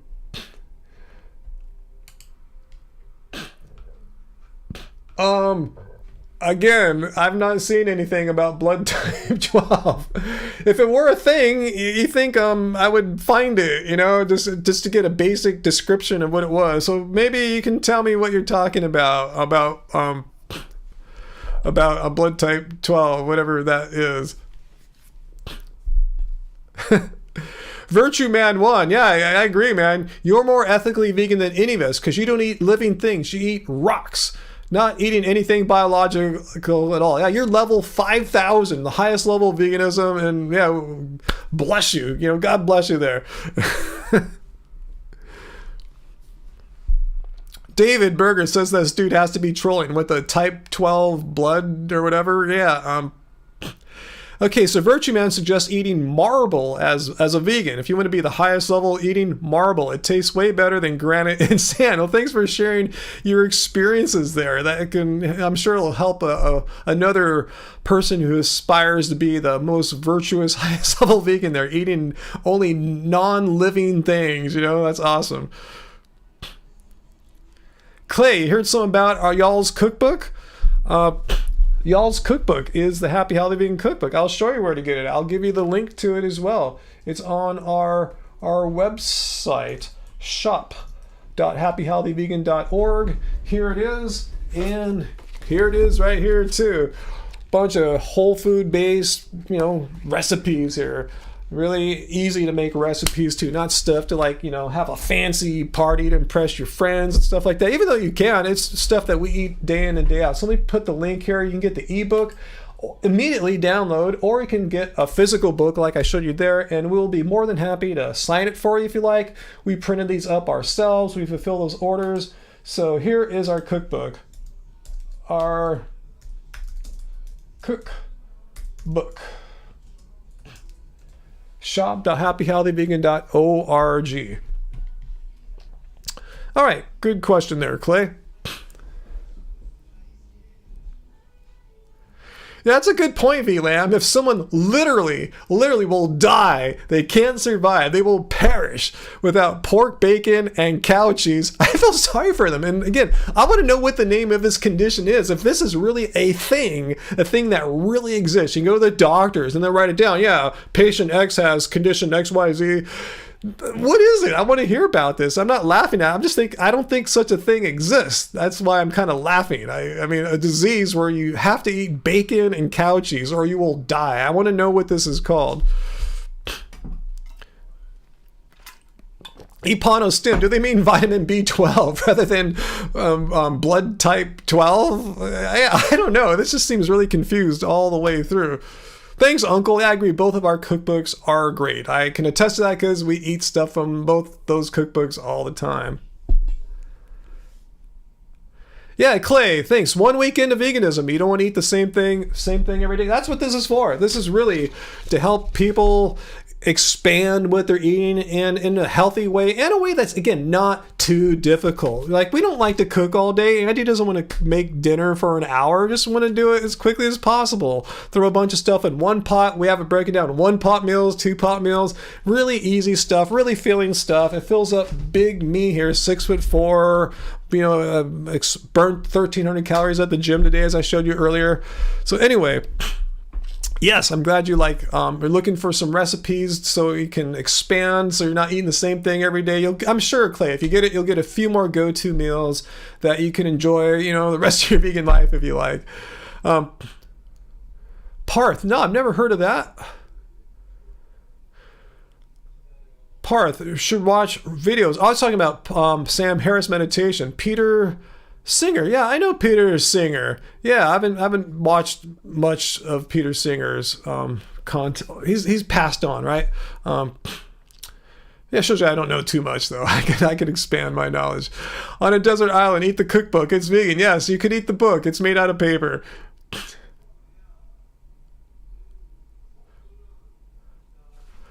Not my doctor, Peter. The one I visited the other day would not tell me to eat bacon burgers and cheese and stuff like that. I visited with a vegan doctor the other day.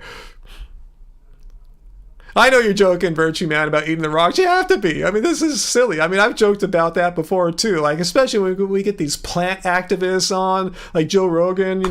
He'll say a bunch of stupid stuff like, oops, no, he'll say stuff like literally billion. No, wrong one.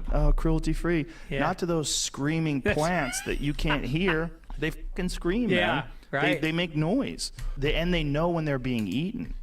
So when we get some kind of plant activists on and they think they're all, gotcha, you're still causing suffering to plants. Like, what do you want us to eat? Rocks and plastic? I mean, we got to eat something. We eat living things,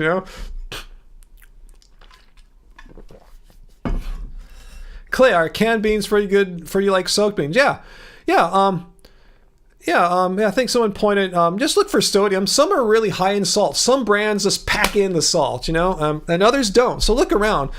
So that'd be the main difference. Other than that, they should be pretty damn identical as far as nutritional content, bioavailability. But yeah, they can add some horrendous amounts of salts for some brands. The ones we get don't do that. So yeah, just look around. Just look on the back of the can, Just look at the nutritional information for salt or sodium. That old chestnut from Joe Rogan. Let's hear that old chestnut from Joe Rogan. Let's hear it one more time. Cruelty free. Yeah. Not to those screaming plants that you can't hear. They fucking scream, man. Plant they activists. Make noise. They know when they're being eaten. Peter, did I hear that Robbie Coltrane died today? Robbie Coltrane, please refresh me. Robbie Coltrane. I guess I could Google. Let me know. No, I didn't hear that though. Ooh, sweet and sour tofu for dinner. I must be getting hungry because, food's starting to sound pretty good now. VLAM, you've been jogging for 20 minutes 3 days a week for the past month. Heart rate still sucks. Averaging 175 BPM. Oh my God, that's really high. I think, what is your pace? I don't know if you're going to tell me like minutes per mile or kilometers.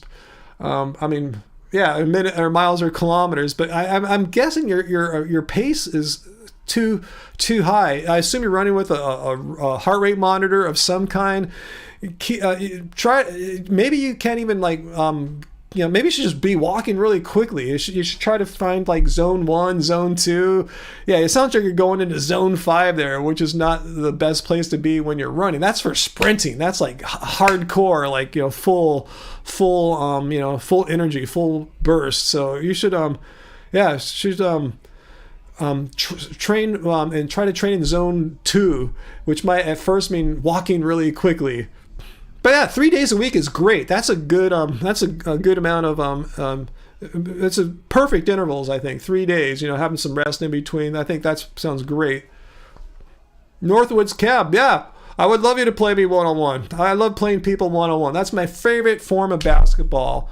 I like it better than 21 or 2-on-2 or 3-on-3, 4. I hate 5-on-5. Just play. I love one-on-one basketball. That way I don't have to worry about a teammate playing crappy defense. I want to grind my opponent down on D, so every possession for them is rough. I love one-on-one basketball.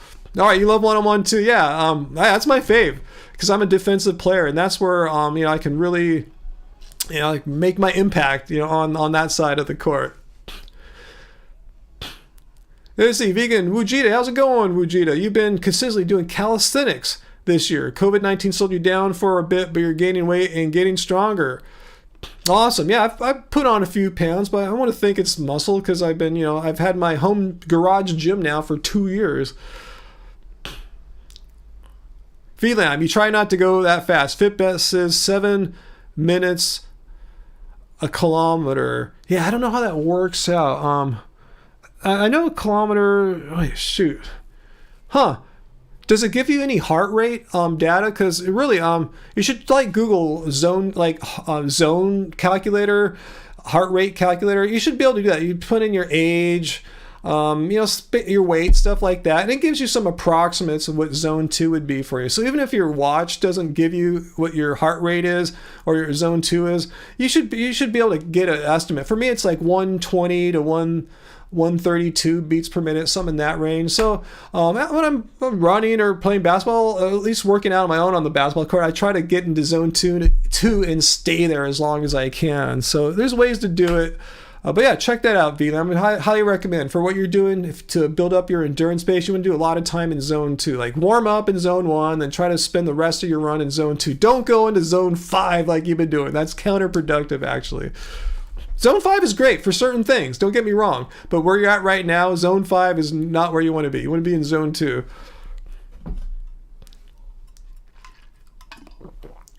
Oh, COVID was bad for you, Wujita? It made you lose weight that you'd spent months gaining, but you're able to get it back pretty fast. Wow. Oh, I think COVID did something to your heart. Wow, that's quite possible too. Huh. I suspect, though, you might want to see a doctor about that. Be honest with you, cardiologist would be a good call for you on that one, but I still think you're going too quickly. A lot of people, when they're new to running, they have good intentions, and I'm not saying anything bad about you or anything, but they go faster than they really should be at that moment. You want to build up your cardiovascular endurance. Start slowly and work your way up. So you might seriously, you might not realize how slowly you need to go when you first start zone 2 training. That happens to everyone. Hardcore athletes like me, I'm coming from like basketball, tennis, surfing. I start zone 2 training and running. I'm going, man, I'm going so slow. All these people are just going past me on the running path. People that look way less fit than me. They just go. You got to suck up your ego and just like accept it for a while. I'm not saying you're like that. That's what I had to do. I'm just saying you might not really realize how slowly you need to go. Okay, your max heart rate, is 184. You shouldn't be running at 175. You shouldn't be hitting that in any of your runs. Trust me, you should be closer to the 120s, something in that ballpark. So you might have to be walking really briskly rather than running. Then maybe after a week of that, then you could jog really slowly. But seriously, it takes a lot of restraint and discipline to slow yourself down and when running to be in zone 2. Well, on a bike, you can put out more effort. Playing basketball, you can put out more effort. But running, it's really weird. You got to slow down. You're not digging this aging thing. You ran 2 half marathons in your 20s.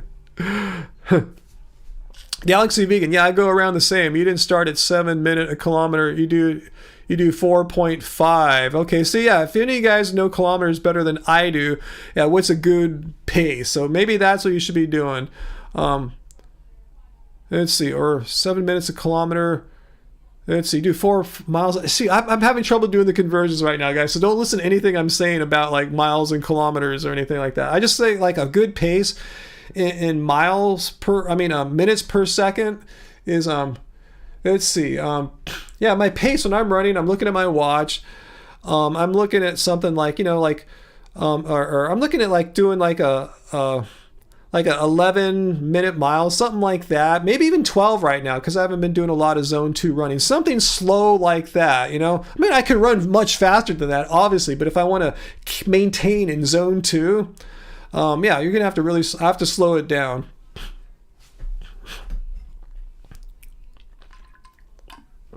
Northwood Cabs. What do I think of Fruitarian Michael Arnstein running 150 miles on fruit? Yeah, he's a good runner.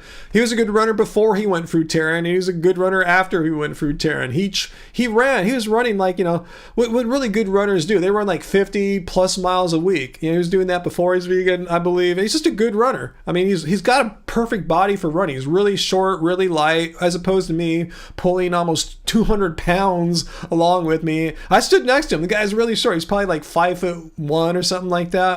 Probably weighs like barely over 110 pounds, I'm guessing. Perfect body for running, and he puts in the training too. So he's got the genetic build for running, puts in the hard work, and he's a great runner. I'll never be as good as that. Even if I trained as hard as he did, I would never be able to run like he does. Don't do 3-minute miles. No, that's impossible. No, I'm talking about me. I'm doing like when I'm doing zone 2, like 11-minute miles. Maybe even if I haven't ran for a while, 12-minute miles, something like that. Yeah, not 3-minute miles. No, that's not even physically possible. Okay, Galaxy, do the conversion. 7 minutes a kilometer is about 0.6 miles in 7 minutes. You do a mile in roughly 15 minutes, so that's very slightly quicker than you. Yeah, you should look at something like that. Yeah, if you're just starting out, I was thinking more like 14 or 15-minute miles might be more the kind of pace you guys want to be hitting. Leg length, that's a good point, Uncle. A lot of people think longer legs are beneficial for running, and it's true in sprinting. That's why you see sprinters that are like my height, like Usain Bolt. The elite sprinters are around my height, in the low mid 6s. But once we're talking about distance running, greater than like 400 meters, if we're talking like, 5K, 10K, half marathon, marathon, ultras, shorter legs are better. It's not stride length, it's your cadence, how quickly your feet move, and the leg length really has nothing to do with that. That advantage goes away once you're not sprinting. It's stride rate. I forgot what it's called, the scientific name. Wow, we have Sex Pro back trying to spam us with all caps. Thank you, Streamlabs bot, for kicking them off. Yeah, VLAM, it's really common to overestimate oneself when starting off and running. It's really common. You're not the first person to make that mistake. I was doing that too, seriously. Yes, just do the calculator, see what zone 2 is, and just run. When you run, keep an eye on your pulse, and just try to not go out of the upper limit of zone 2. Try to stay somewhere in the middle, but try not to go above it. If that means having to walk, stop. Just stop running and walk for a bit. Watch your heart rate go back down. Once it's back in zone 2, then start again. And if it keeps going over, you might just have to walk the rest of the way. But trust me, it pays dividends. So yeah, if you're really serious about wanting to improve your cardiovascular fitness and endurance fitness, that's the way to do it. There's really no shortcut to it. It takes a long time too. Chris McGowan, running is silly. We have cars. Yeah, you can't drive your car on the beach running path though. Yeah, the troll bot. The troll bot looks like it got banned, right? Did you guys ban the troll bot for me? If you did, thank you, moderators.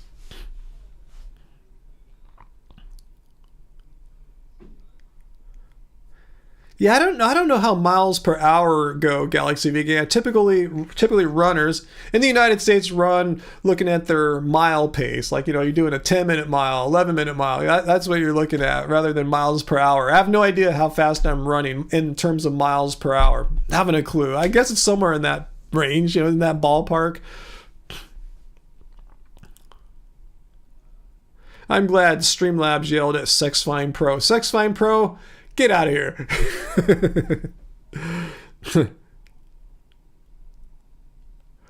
Let's see.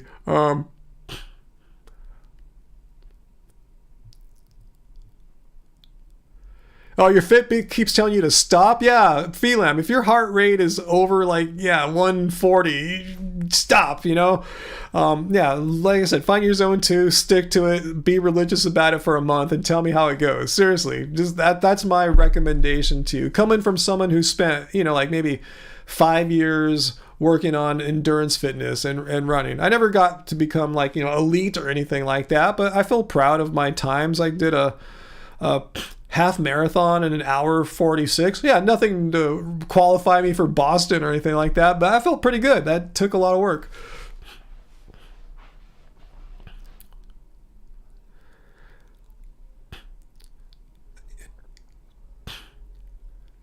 Yeah, 10-minute miles are fine. That's a good ballpark. But even right now, since I haven't been running a lot, I think for me right now, 10-minute miles are a good pace in my running pass for being in zone 2. I think right now, I probably need to do more 11-minute miles to be in zone 2, to be honest with you. Even though I'm sure I can go out and run 10 miles, no problem, but I'm sure my heart rate would be in the 130s, 140s. Oh, your treadmill treadmills give miles per hour, yeah. I know what you're talking about there, Galaxy. Haha, does Fitbit tell you to stop? I'd keep going just out of stubbornness. It sounds like that's maybe what VLAM's doing. Is that what you're doing, VLAM? Fitbit's saying, hey, stop, V. And you're going, no, I feel good. But if your heart rate's 174, no. By all means, unless you're sprinting and you're an elite athlete, you shouldn't be seeing your heart rate at 174 when you're trying to do when you're trying to build up your aerobic endurance. You're going, Heidi. Good night, Heidi. Good to see you. Always a pleasure.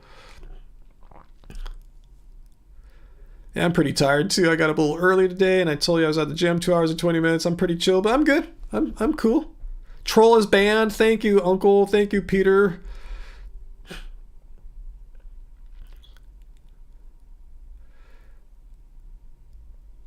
Yeah, the spam bots are common on streams, Wujidu. Yeah, that's why I'm glad I have the Streamlabs bots to fight the spam bots. It's funny, we need a bot to fight another bot, but I have the humans moderators too, so, I feel very protected from the spam bots. Oh, VLAM, your Fitbit doesn't tell you to stop it flashing peak heart rate. It's scary. Yes, you should not ignore that, VLAM. You should definitely 100% not ignore that peak heart rate. Yeah, do everything I've been telling you to do, see, just tell me how that goes. Because, I learned the hard way, too. When I started running, I didn't know anything about Zone 2. I was trying to go too fast and all this stuff, and I wasn't making much progress. So, if you want more information, I'll share more with you. I think I gave you enough to get you started for sure. Fitbit tells you to stop during sex, you're not listening. I guess you could have it on during sex to keep your heart rate monitored. I have no idea. I've never put it on during that or anything like that. I have no idea what sex heart rates are. No clue. Did I see Joey Carpstrong's reacting to Andrew Tate's ridiculous claims about veganism? No, I did not. Is it a good watch, Fallon? I love to see Joey respond to ridiculous claims about veganism. How come people love to make ridiculous claims about veganism? Like, what's up with that? Yeah, it takes a village to control the spam, huh, Diana? But yeah, between my bots and our human moderators, we're pretty good. All right, Galaxy Vegan, glad you've been here tonight. Good night to you, Galaxy and Penny. Oh, no, Heidi. I'm sorry, Penny's still here. Yeah, I haven't watched a Joey video in a while. I need to watch a good Joey video. I like watching Joey videos. I like Joey. He's not a death cult vegan. He's very firm in his argumentation. I should watch it. All right, cool. Yeah, Joey's someone I enjoy watching. I don't watch too many vegan YouTubers anymore, to be honest with you. I know them, I like them, but I just don't watch too many. I'm just kind of watching stuff that, like, other interests I have, like surfing or brushing up on my chess, or, tech if I want a review of something, technology stuff, music gear. But yeah, Joey's cool. I've always enjoyed Joe. Can I call him Joe for short? Lynn, hey Lynn, Farmed and Dangerous just told me he can run a 9-minute mile because he has blood type 12. Yeah, what was his blood type 12? I mean, I go, blood type 12? That's the name of the disease that requires a human to eat bacon and cow cheese or they will die? I mean, blood type, the whole thing is just like nuts. Okay, Joey already made a video about Nick and Amy. Okay, I guess I won't make one then. If Joey already handled it, cool. I mean, not to say they don't deserve a video. For me, maybe I could. I just feel like I just did another, video about a similar kind of situation. But yeah, theirs is equally as grave, if not more so. They have to actually go to prison, Nick and Amy. Northwoods Cab. It's real simple. Meat eaters get diabetes, heart attacks, strokes. Hard is it to understand. I'll consider that, Peter. Still making one as well. I'll check out Joey's video first to see if I can contribute anything on top of that. Oh, Dana, no, I didn't get a chance to check out your healing video. I remember you mentioning that in a previous live stream. And yeah, people mention things to me in live streams and I forget all the time. I need to make a little reminders list or something to remember things. Okay, Peter linked to it. Is that Joey's video there, Peter? I assume that you linked to? I'm assuming that's Joey's video down there that Peter linked to. This is on a second video on Andrew Tate. Okay, I need to catch up on Joey. So I like watching Joey and Ed. Those are my favorite ones to watch, Joey and Ed. I feel like they're the most like me, they're not trying to like focus too much on science or health. Even though those issues do come up, you need to know how to address those issues if you're a vegan activist, but that's not their focus. They're more focused on, argumentation, logic, and that's my thing. Aging Vintage, yeah. Angie and I used to do podcasts for our band, It's like we were doing it back before it became like what it is now. So it's kind of weird to think, wow, should we go back into podcasting or not? Clay, how are my knees? My knees from running are fine. Actually, now though, that I'm resistance training, I do kind of sometimes tweak my knees on certain types of squats. So I'm trying to work that out right now. Like it's not the knees themselves, it's just some joints, I believe, on the sides of the knees. Sometimes I guess they might get inflamed or something like that, because I'll feel them, like if I play basketball the next day before I get warmed up, I feel some pain in my joints and I don't like that. It affects my performance. So I'm kind of recovering right now from I think I'm good. I think I can probably start squatting again, just slowly get back into it. And heel strike, no, I try to run with a midfoot, forefoot strike. At least I try. I don't have too much video watching myself running. Okay, Peter, that's a different video about the hog farm. Oh, okay, cool. Is it the footage that PETA leaked out that inspired them to do what they did? Okay, think about doing a podcast. Yeah, we had Chillin' with Love Spirals podcast back in the day. Clay, do we have to pay for the Streamlabs thing to donate? Oh, no. Streamlabs is just a way to send us a super chat tip or donation. You don't have to pay anything to Streamlabs. I don't think you even need an account. It's just follow the link. It'll take you there.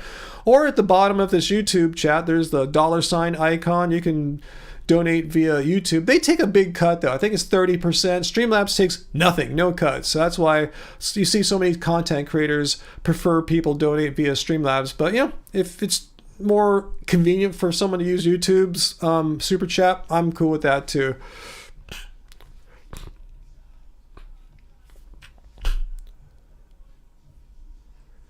Let's see, there is another vegan who dislikes Joey because he doesn't do enough for the animals? What? Like, what more can Joey do? Like, what more can anyone do besides start a sanctuary or something like that, right? He doesn't do enough for the animals, but he has a second part of his life he doesn't talk about, so he He does more than what we see on YouTube. I mean, who are these level 5,000 vegans that can sit from their high horse in their pedestal and look down at all those level 10 vegans and level 5 vegans, say, you guys don't do enough for the animals? Like, what are they doing? Are they outside, like, feeding, like, rescued pigs all day? Like, what are they doing for the animals? What is Joey not doing for the animals? He's doing a lot for the animals. He's dedicated his professional life to helping save animals. So what is this person doing that's criticizing Joy? He who is not sin cast the first stone. I know I'm butchering that, but you know what I'm saying. Jeez, what do people expect here? You know, jeez.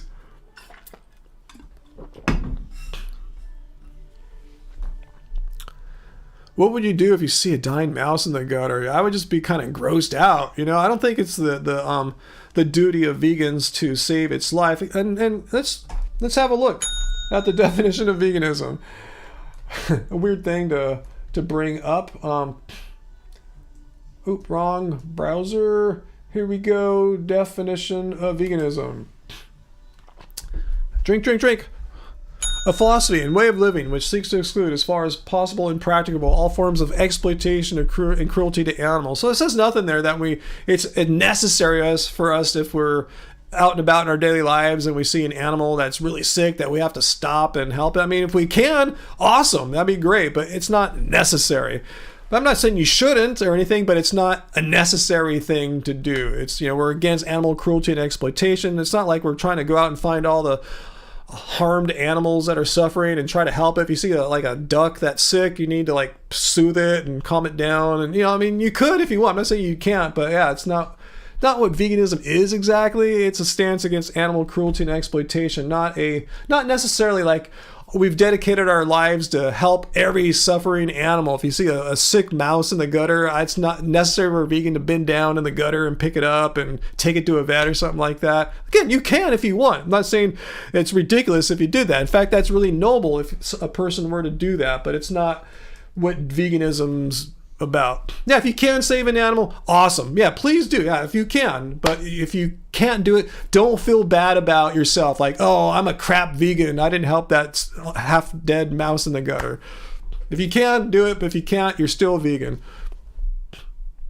And again, that's why I love this definition of veganism. It clearly shows, like, you know, what vegans' duties are and are not. We don't have to help the dying mouse in the gutter if you don't want to, and we don't have to sacrifice our lives in any way, shape, or form. It's all there in that definition that gets so much criticism.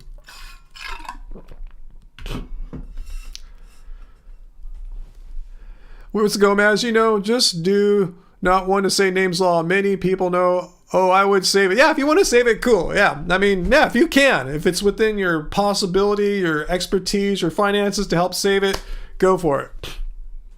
Ooh, Produce Not Pills is asking Uncle, is Uncle vegan yet? Because I remember when Uncle was first starting out moderating, he wasn't vegan. I don't know, you don't have to answer it, Uncle, but if you want to, feel free to answer on Produce Not Pills here. I respect your privacy and all that. You know, it's up to you. Vegan would you? I personally would try to save the mouse, but you're still vegan if you don't. Exactly what I'm saying. If you can, awesome, that would be great, but you don't have to. You don't feel bad about how you have to not be vegan anymore and start eating meat because you couldn't help that mouse or something like that. Yeah, I just feel bad. You would feel bad because you're a compassionate human, as most of us are, V-Lamb. We would feel bad about the poor rat or mouse. Yeah, exactly. I mean, that just says something about us. I feel good about that you have that capacity for compassion for a sentient being, even one that most humans would like despise and never think twice to help.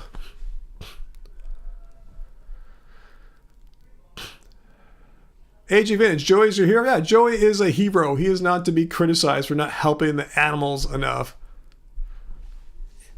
Yeah, it would wreck our days. Most of us would be super bummed to see something like that, you know?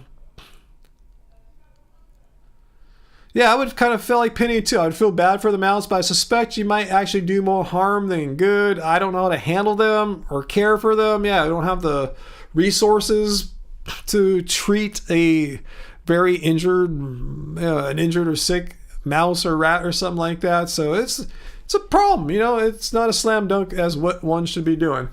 Cool, Uncle. Vegetarian but working on all plant-based. Totally respect that, Uncle. Much love to you. Produce not pills. Do I think that Faker would rather die than eat fruits and vegetables? I don't know. I don't know what goes on in his mind. All I know is he's a master troll. I know a lot of the stuff he says. And I'm not saying this in a negative way. I'm just trying to be as objective as I can. A lot of the stuff he says, especially towards vegans, is very intentional. It's to provoke and get a reaction. You know, vegans made him kind of popular. You know, I played right into it too in the early days. That's why I don't make vids about his crap anymore. Just have him blocked on social media so I don't have to see his nonsense. But yeah, who knows?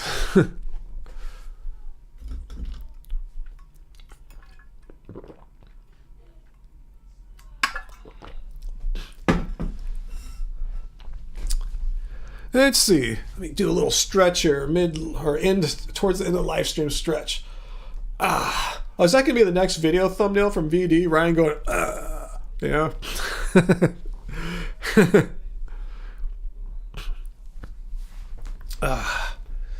Ooh. Okay, guys. Why is Ryan grunting and groaning? Because I've been live streaming 2.5 hours, and I was at the gym for nearly 2.5 hours a day and burnt 1,300 calories. If you didn't see that, go back to the minute 3 of the live stream, and I showed you all my workout data here. It's in the record here. I'm just, a little sore, a little tired.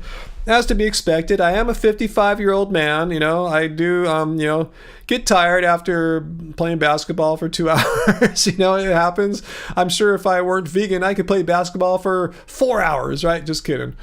Everyone got tired. It wasn't just me. In fact, I stayed longer than most of the guys.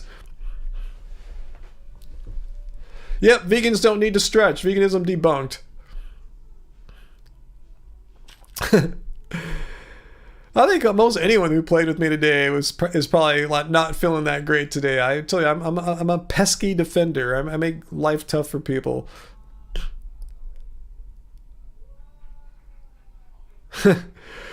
Who knows, V? I try not to speculate about that weird dude.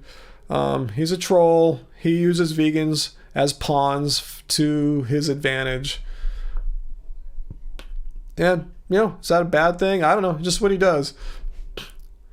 How about Joe Brogan, since he's such a plant activist? Would he rather die than eat plants? I don't know. Let's ask Joe himself. Joe, what would you do, Joe? What's the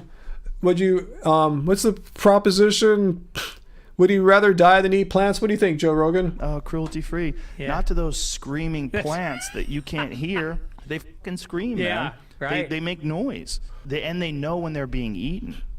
There you go. Joe would not eat plants. I heard he fired his gardeners. He doesn't mow lawns. He never prunes any plants or trees or anything. He just lets his yard grow into chaos and never walks on grass or anything. He's a plant activist hardcore. He has a rescue ranch where he saves plants that are in need and gives them a new soil to live in the rest of their lives. And bless Joe Rogan, the plant activist. But he does smoke a few plants, though, unfortunately for Joe. So, I mean, actually, unfortunately for those poor plants who are screaming when he smokes them.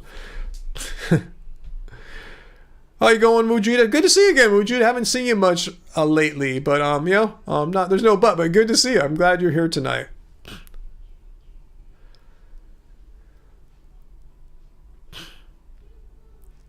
Yeah, Uncle, do the plants know when Brogan smokes them? That's a good question, since they're so smart. Well, let's hear his own words again. Cruelty-free. Yeah. Not to those screaming plants that you can't hear. They fucking scream, man. Right. They make noise. And they know when they're being eaten. Well, it stands to reason, Uncle. If a plant knows when it's being eaten, it would follow that a plant would know when it's being smoked, right? Why would it only know when it's being eaten and be unaware when it's being smoked, right? It just stands. If it has the awareness to know when it's being eaten and screams, it would also scream when he's smoking it. So Joe doesn't have a leg to stand on with his plant activism.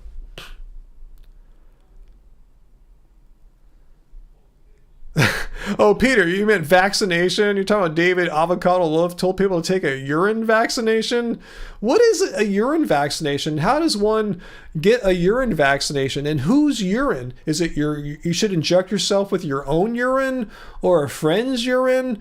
Or David Avocado Wolf's urine? I want to hear more about this, Peter. Whose urine are we supposed to inject ourselves with? And is there any science showing that injecting oneself, and should we inject ourselves, or should we find a professional to do the injection? And is there any science showing the safety of injecting yourself with other people's urine? I would want to know this. Like, they test for things like this. That's why the FDA exists. So you don't have like nut jobs like David Avocado Wolf saying, yeah, inject yourself with people's urine, and despite it probably not being good for you, like you probably get some disease or something, or infections, or I don't know, something not good.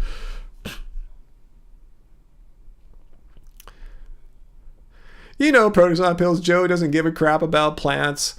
He just says that crap. Anyone who's a plant activist eats meat, and they don't give a crap about anything. They just think they're being smart, like, take that, vegans, I got you there, plant their feelings. Like, no, they don't give a crap about plants, just like they don't give a crap about animals. They just love to say that, just to be haters.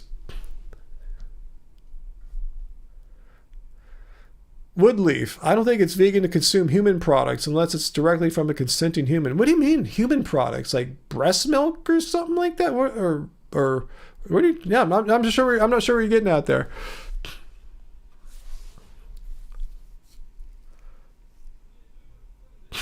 Why the obsession with pee? Yeah, I don't know why people are obsessed with pee. Like urine, drinking urine and injecting urine. Like, where's the I would love to see, is there medical literature showing some kind of like protective benefits if you inject yourself with your buddy's urine? I mean, I want to know, it's like that blood type 12, I want to know, like, what are we talking about? Show me what's up. Produce on Pills, someone told you plants had feelings and he said he feels sad every time he cuts the grass. Can that person really be serious? Like, if he really cared about these sentient plants, and plants aren't sentient, they have feelings, he wouldn't cut the grass, right? I mean, if he knew it's causing untold suffering, why would he cut the grass? Produce and people inject urine. That's what Peter was telling us, that David Avocado Wolf was advocating, injecting yourself with a urine vaccination rather than a vaccination. So I want to hear more about that. Like, whose urine? Like, how do you determine, like, oh, Fred's urine is really good, we'll use his urine. Like, just use some drinking buddy's urine, like, whose urine do you use? Like, how do you know that person has good urine to start with? Some fighters drank it? I bet. Like, oh, God. Yeah. Urine vaccine. Oy vey is right. Yeah. Like, what else? How do people even think of this stuff? A urine vaccine. Oh, like breast milk or semen. That's what you're talking about human products. Okay.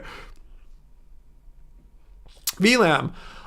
It's still active in the sense I haven't taken it down, but I haven't really done anything with Discord. If you have some ideas about what to do with our Discord, let me know. But yeah, I just don't really connect with Discord as a platform. I know other people love it. It's just not one that I just am drawn to, so I haven't been too motivated to do anything.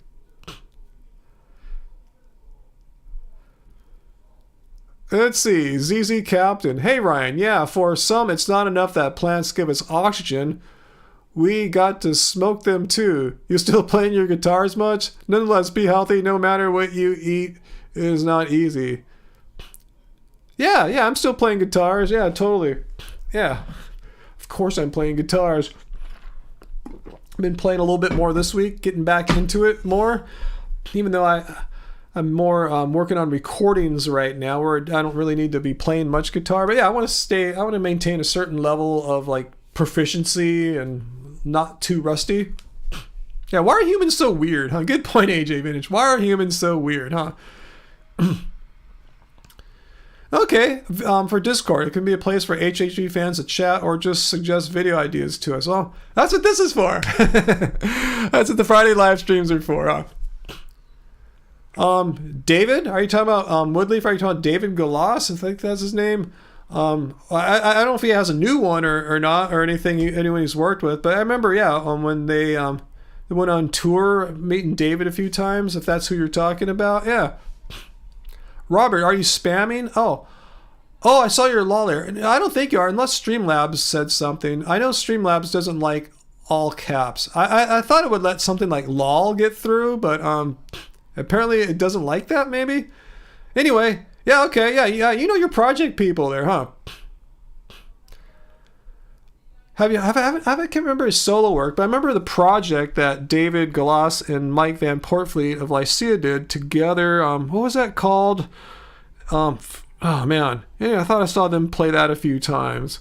Let me see. I have my guitar in Dadgad tuning this week. Wood leaf. I might be able to figure out wood comes into leaf. I should have done that a few nights ago.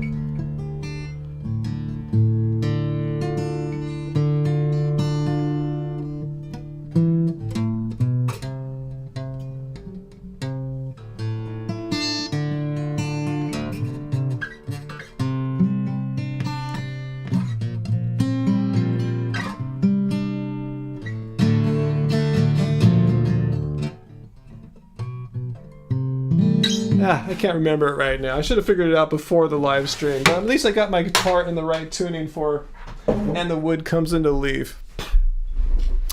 It's a weird song. It's in a weird tuning. It uses weird chords that I don't even know how I figured them out at the time. Whenever I play it, I go, wow, that was pretty cool. I'm impressed that I came up with that.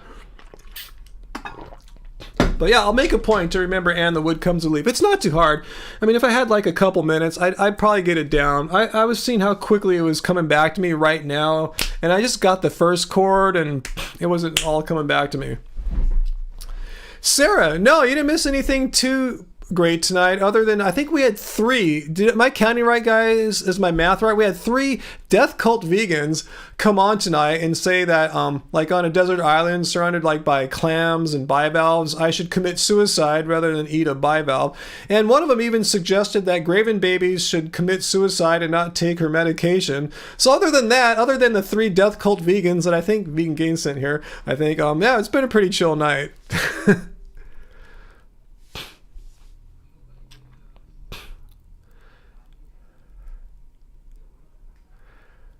You're still baseballing, though. Awesome. Let's see.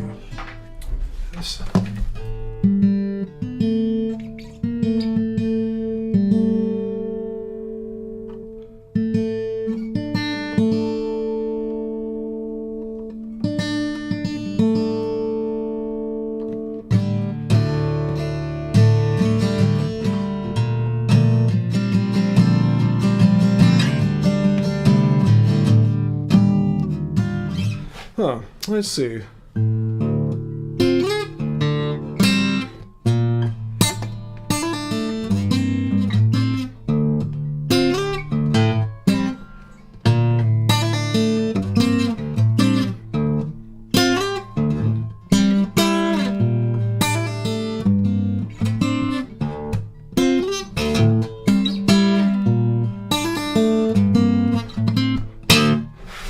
All right, if anyone could identify that song, I'll be extremely, extremely impressed if anyone knows what that song is.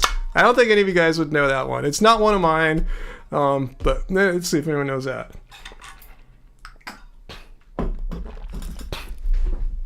No, it wasn't Stairway to Heaven. And I didn't play it all that well, too, but not bad for not having a warm-up. I usually just jump in and play that song. Let's see. Do I have any guitar picks here? Let me get another guitar.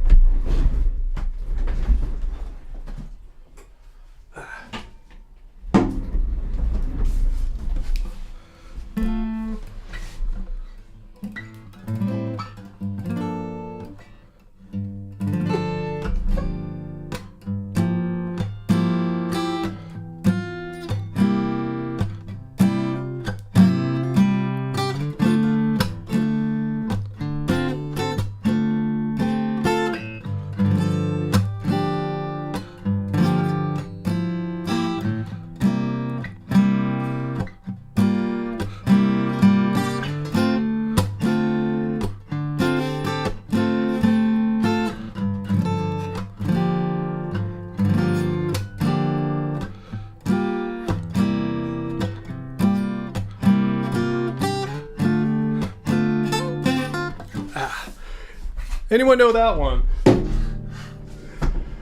That one is a song from maybe like 4 years ago. Let's see.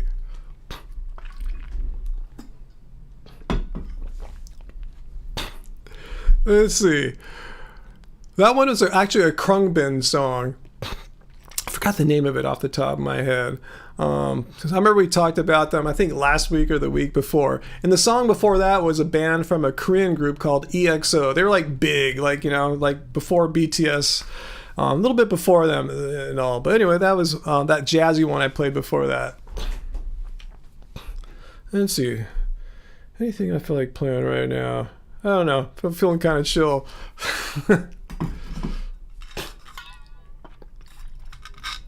Yeah, Jonah, I did see a headline about, a study of the estimate of the decline of wildlife. Animal populations experience average decline of almost 70% since 1970, since around when I was born. 70%. Huge scale of human-driven loss of species demands urgent action, says leading scientist. Yeah. What are we going to do about that? Yeah, humans are the leading factor of species extinction, and animal agriculture is a huge driver of that too. Last time I checked, I don't think growing potatoes is as bad as animal agriculture. I'm sure it displaces animals though. Let's see. Hey, Sean, how's it going, Sean? Yay, Sean's here. Yeah, we are not good for the planet. That is an unfortunate truth. But in animal agriculture is making it even worse.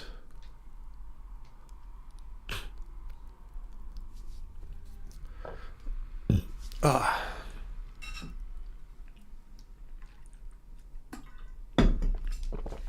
see, man. I'm gonna play "Smile" by Love Spirals. Let's see if I can remember the key.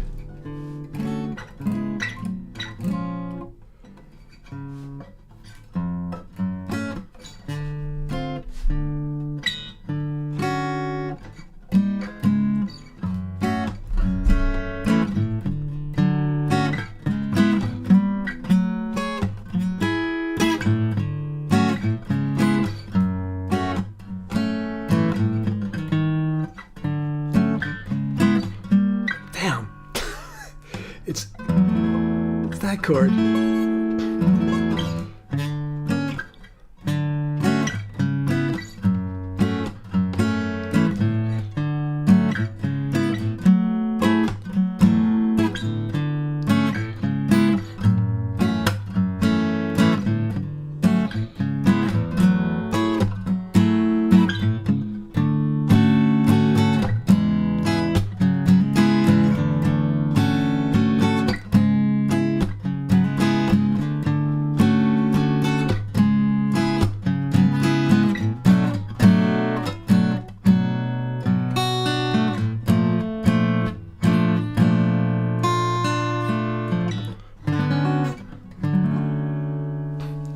Not too bad. Going, Peter. Awesome.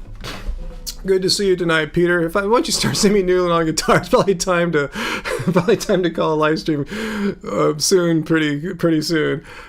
8:30. Wow, been rocking here. So that was "Smile" by Love Spirals. We put the video out on our Happy Healthy Vegan channel and all. Yeah. Yeah, not bad for a bunch of mistakes, but you can tell I can play. Just kind of not smoothly in my not warmed up state. I tell you, I have little ways of warming up. I just don't start rocking songs right off the bat. Play some scales and stuff. And oh, you play the sax, Clay. Awesome. We could do some jazz then, huh? Yeah, but consider making an album that's just more acoustic based. But yeah, our stuff we're making right now is very electronic based. But yeah, we got a lot of stuff cooking right now musically. Play us out. Let's see, anything else I feel comfy playing right now that you guys might know. Let's see.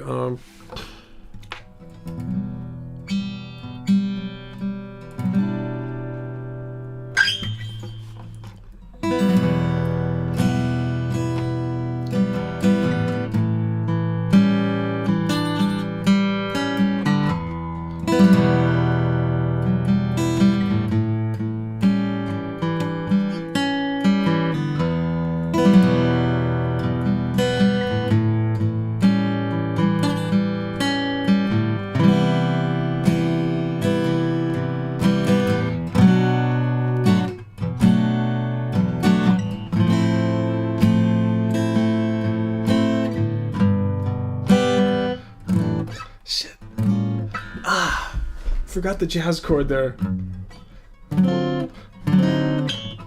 That's it.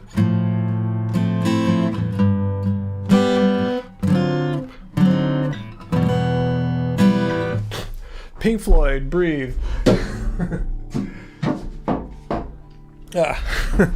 Butchered that chord there. That was Breathe, yeah. So that says, it takes me a while to remember things. I knew what the chord shape was. I just forgot what note it was on.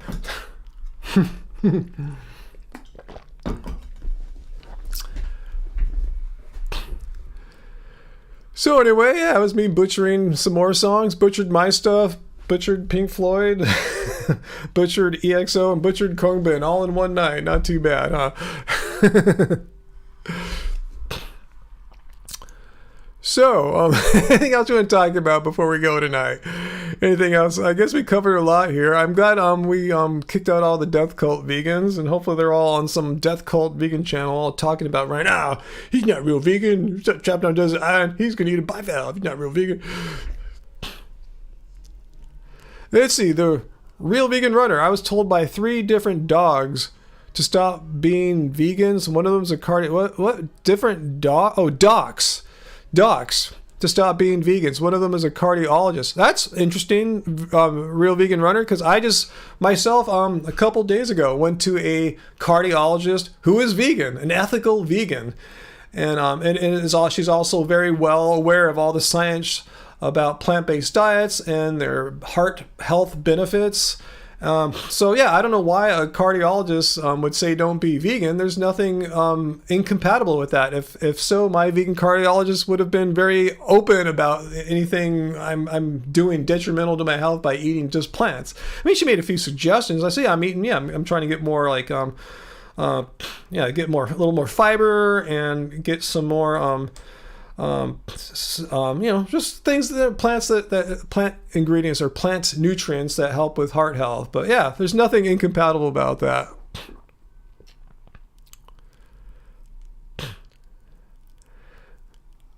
Clay, you gotta get the book. Clay. Let's see if I still have the link here to the book. If it's shop.happyhealthyvegan.org. Let me see if I copy and paste what that is. Yeah, there it is. Get it down there, Clay. You'll love it. Yeah, I'm not just saying that. You see other people here in the live stream.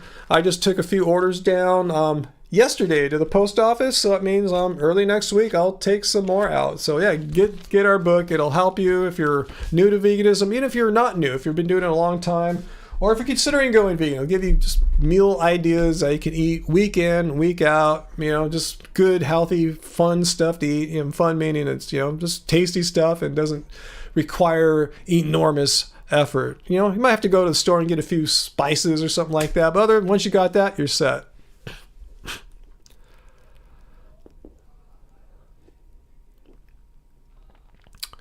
And get yourself a Doesn't Suck Being Vegan shirt too while you're at it from our link there from our Streamlabs bot. So any other things you guys want to tell me or talk about before I leave you all this Friday night? So I'll take a look down there. I'll just chill for a second. Do you sell any Death Cult vegan merch? You'd buy a shirt. No, I don't. I don't want to promote Death Cult veganism. I mean, no, not even tongue in cheek. No, good question though, Jonah. Oh, VLAM, you just made the spring roll in the HHV cookbook the other day. I wonder if it was the same day Angie made us spring rolls. I think it was 2 or 3 days ago. So yeah, cool. We're on the same page there, literally. Junebug, no, there's not a meal plan. We let you figure out what you want to eat. Yeah, we're not trying to say you need to eat this in the morning, this and that. I mean, we might have some like for breakfast ideas or lunch, dinner ideas, but we don't give you a meal plan. We're not trying to be nutritionists in the sense that we're just giving you some good, healthy, and not too difficult of meals to make. I mean, it's all relative. Some might say it could be a little easier, and some could say it could be harder. But it's relative. It's not too difficult. So yeah, it's just the various recipes, if that's what you're asking. AJ, you wore the shirt the other day. Did you wear it out in public? Oh, this one? Yeah, I wonder what kind of looks you get when you wear that one out. I don't think I've worn this one out in public yet. I wore the cult member shirt out in public, and that one attracted some attention, I think. Thank you, Mark Saunders, for thanking me for spreading vegan awareness. That's what I've been doing so much of, and it's nice to hear some gratitude compared to these death cult vegans who come here and say I'm not a real vegan. So thank you. Not yet in public. Okay. Yeah, you like Angie's Asian recipes more than other Asian people's recipes. Thanks, VLAM. In fact, Angie has a lot of new Asian recipes. I guess because she's been watching so much like, Korean and Japanese dramas and shows.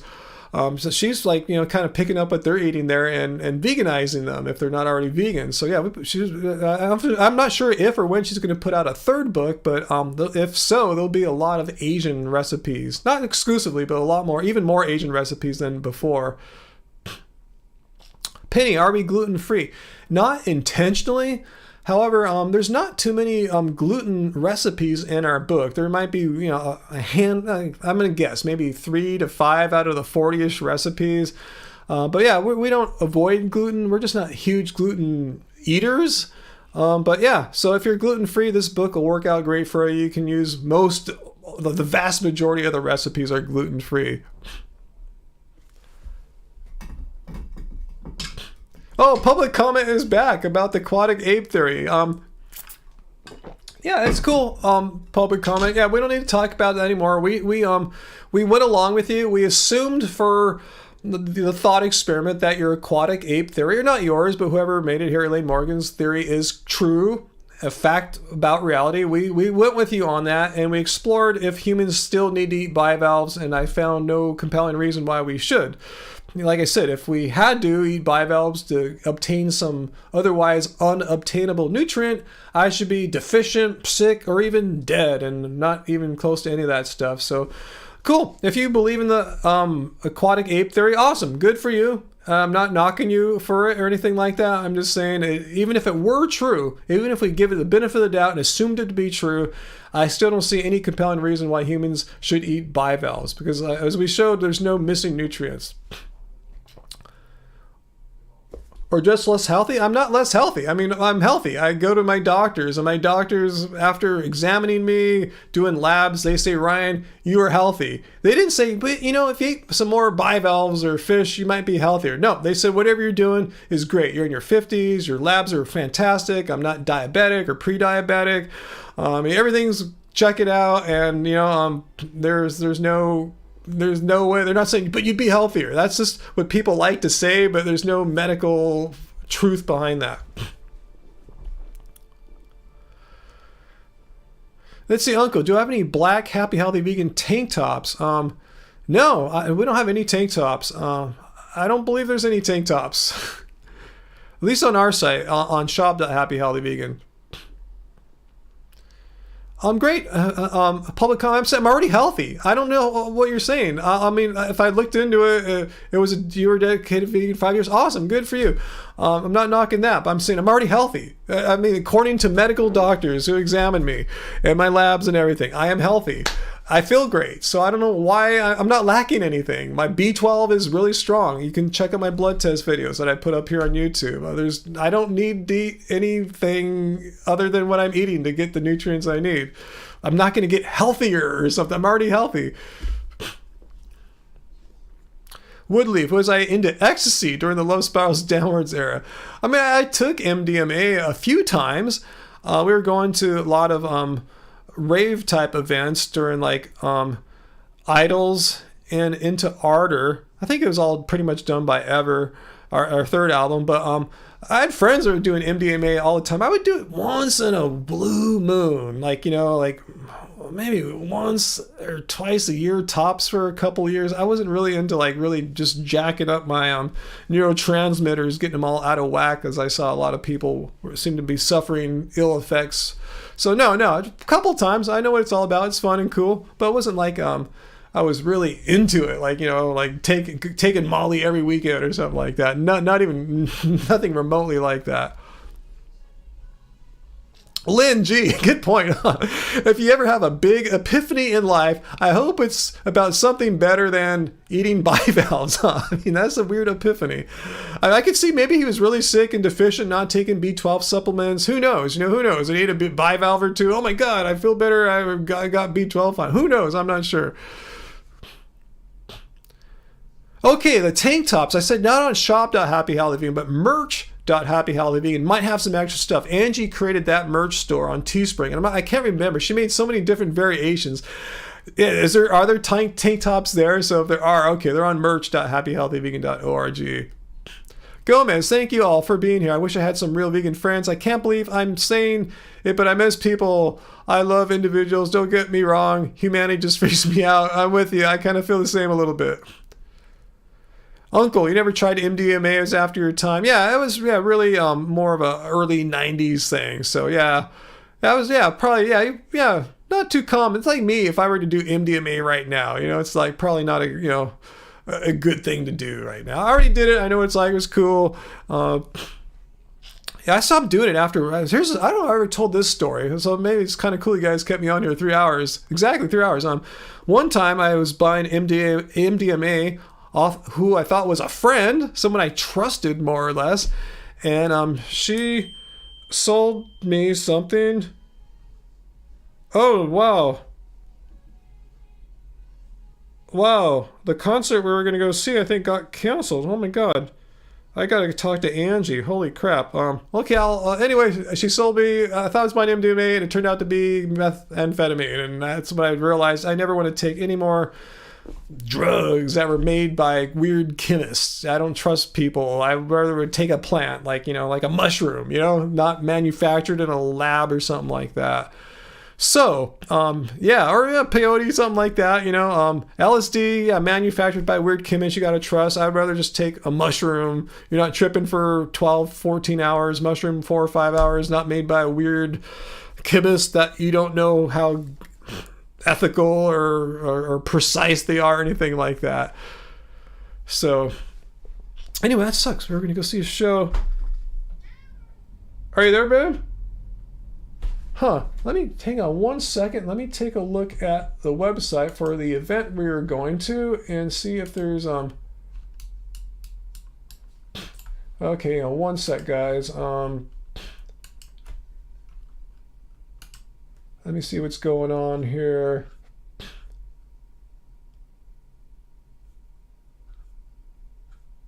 I don't see anything about the cancellations. No, I gotta talk to Angie. That sucks. Oh, we were going tonight. But anyway,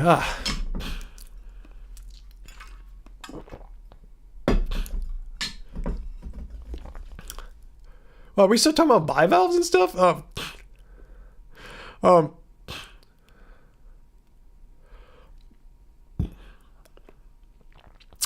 It was a K-pop show this weekend in LA, so I'm not sure what's going on now because we might get rain tomorrow, like thunderstorms. So strangely, we're in a drought, but the one time I want to go and see some stuff, it might thunderstorm and lightning and all that stuff. So anyway, you never know with life. It's hard to have fun.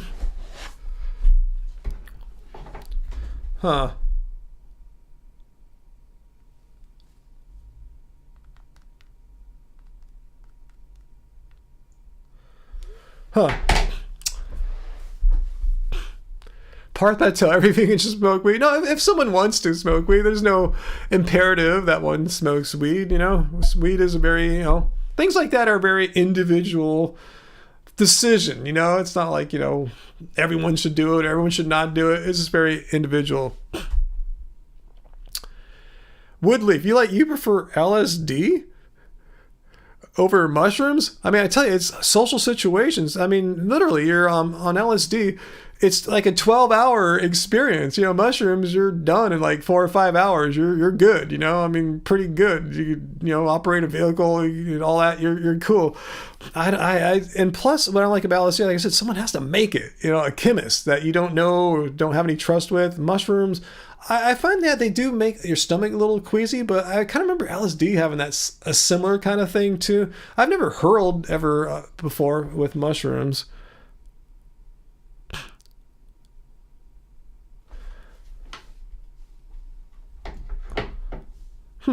Actually, Angie said I should check my email about this canceled concert.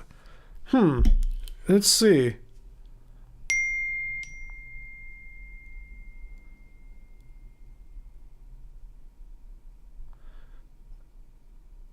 Oh no, they said the artist is stuck in Korea. What the hell? Oh man, this is crap. It's gonna rain. The artist we want to see is stuck in Korea. Oh man. Wow. Oh well. Someone's fingering poop?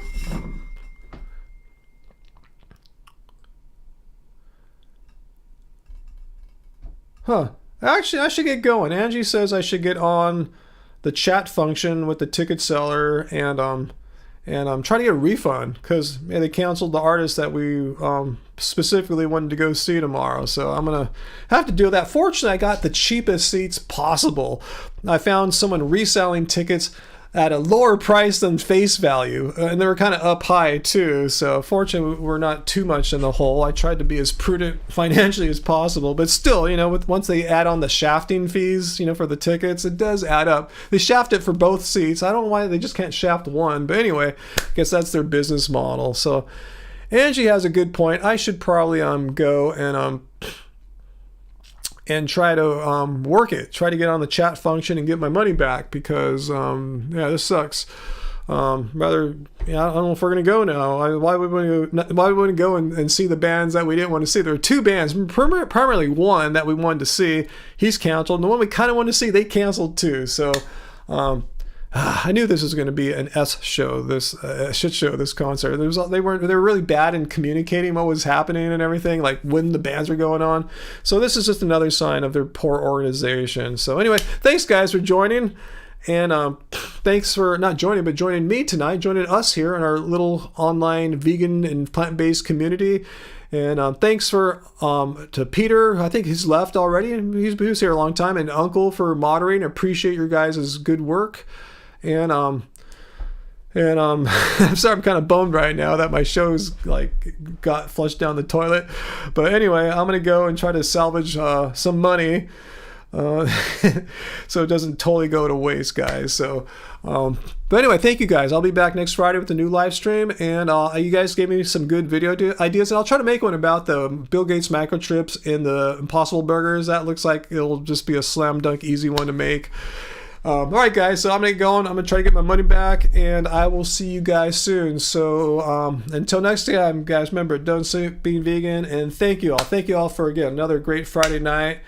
And I'd probably even be more bummed about my concert being canceled if I didn't just chill with you guys for a couple hours. All right, guys, so where's my button? Here's my button. I'm going to go now, guys. Bye. Peace out.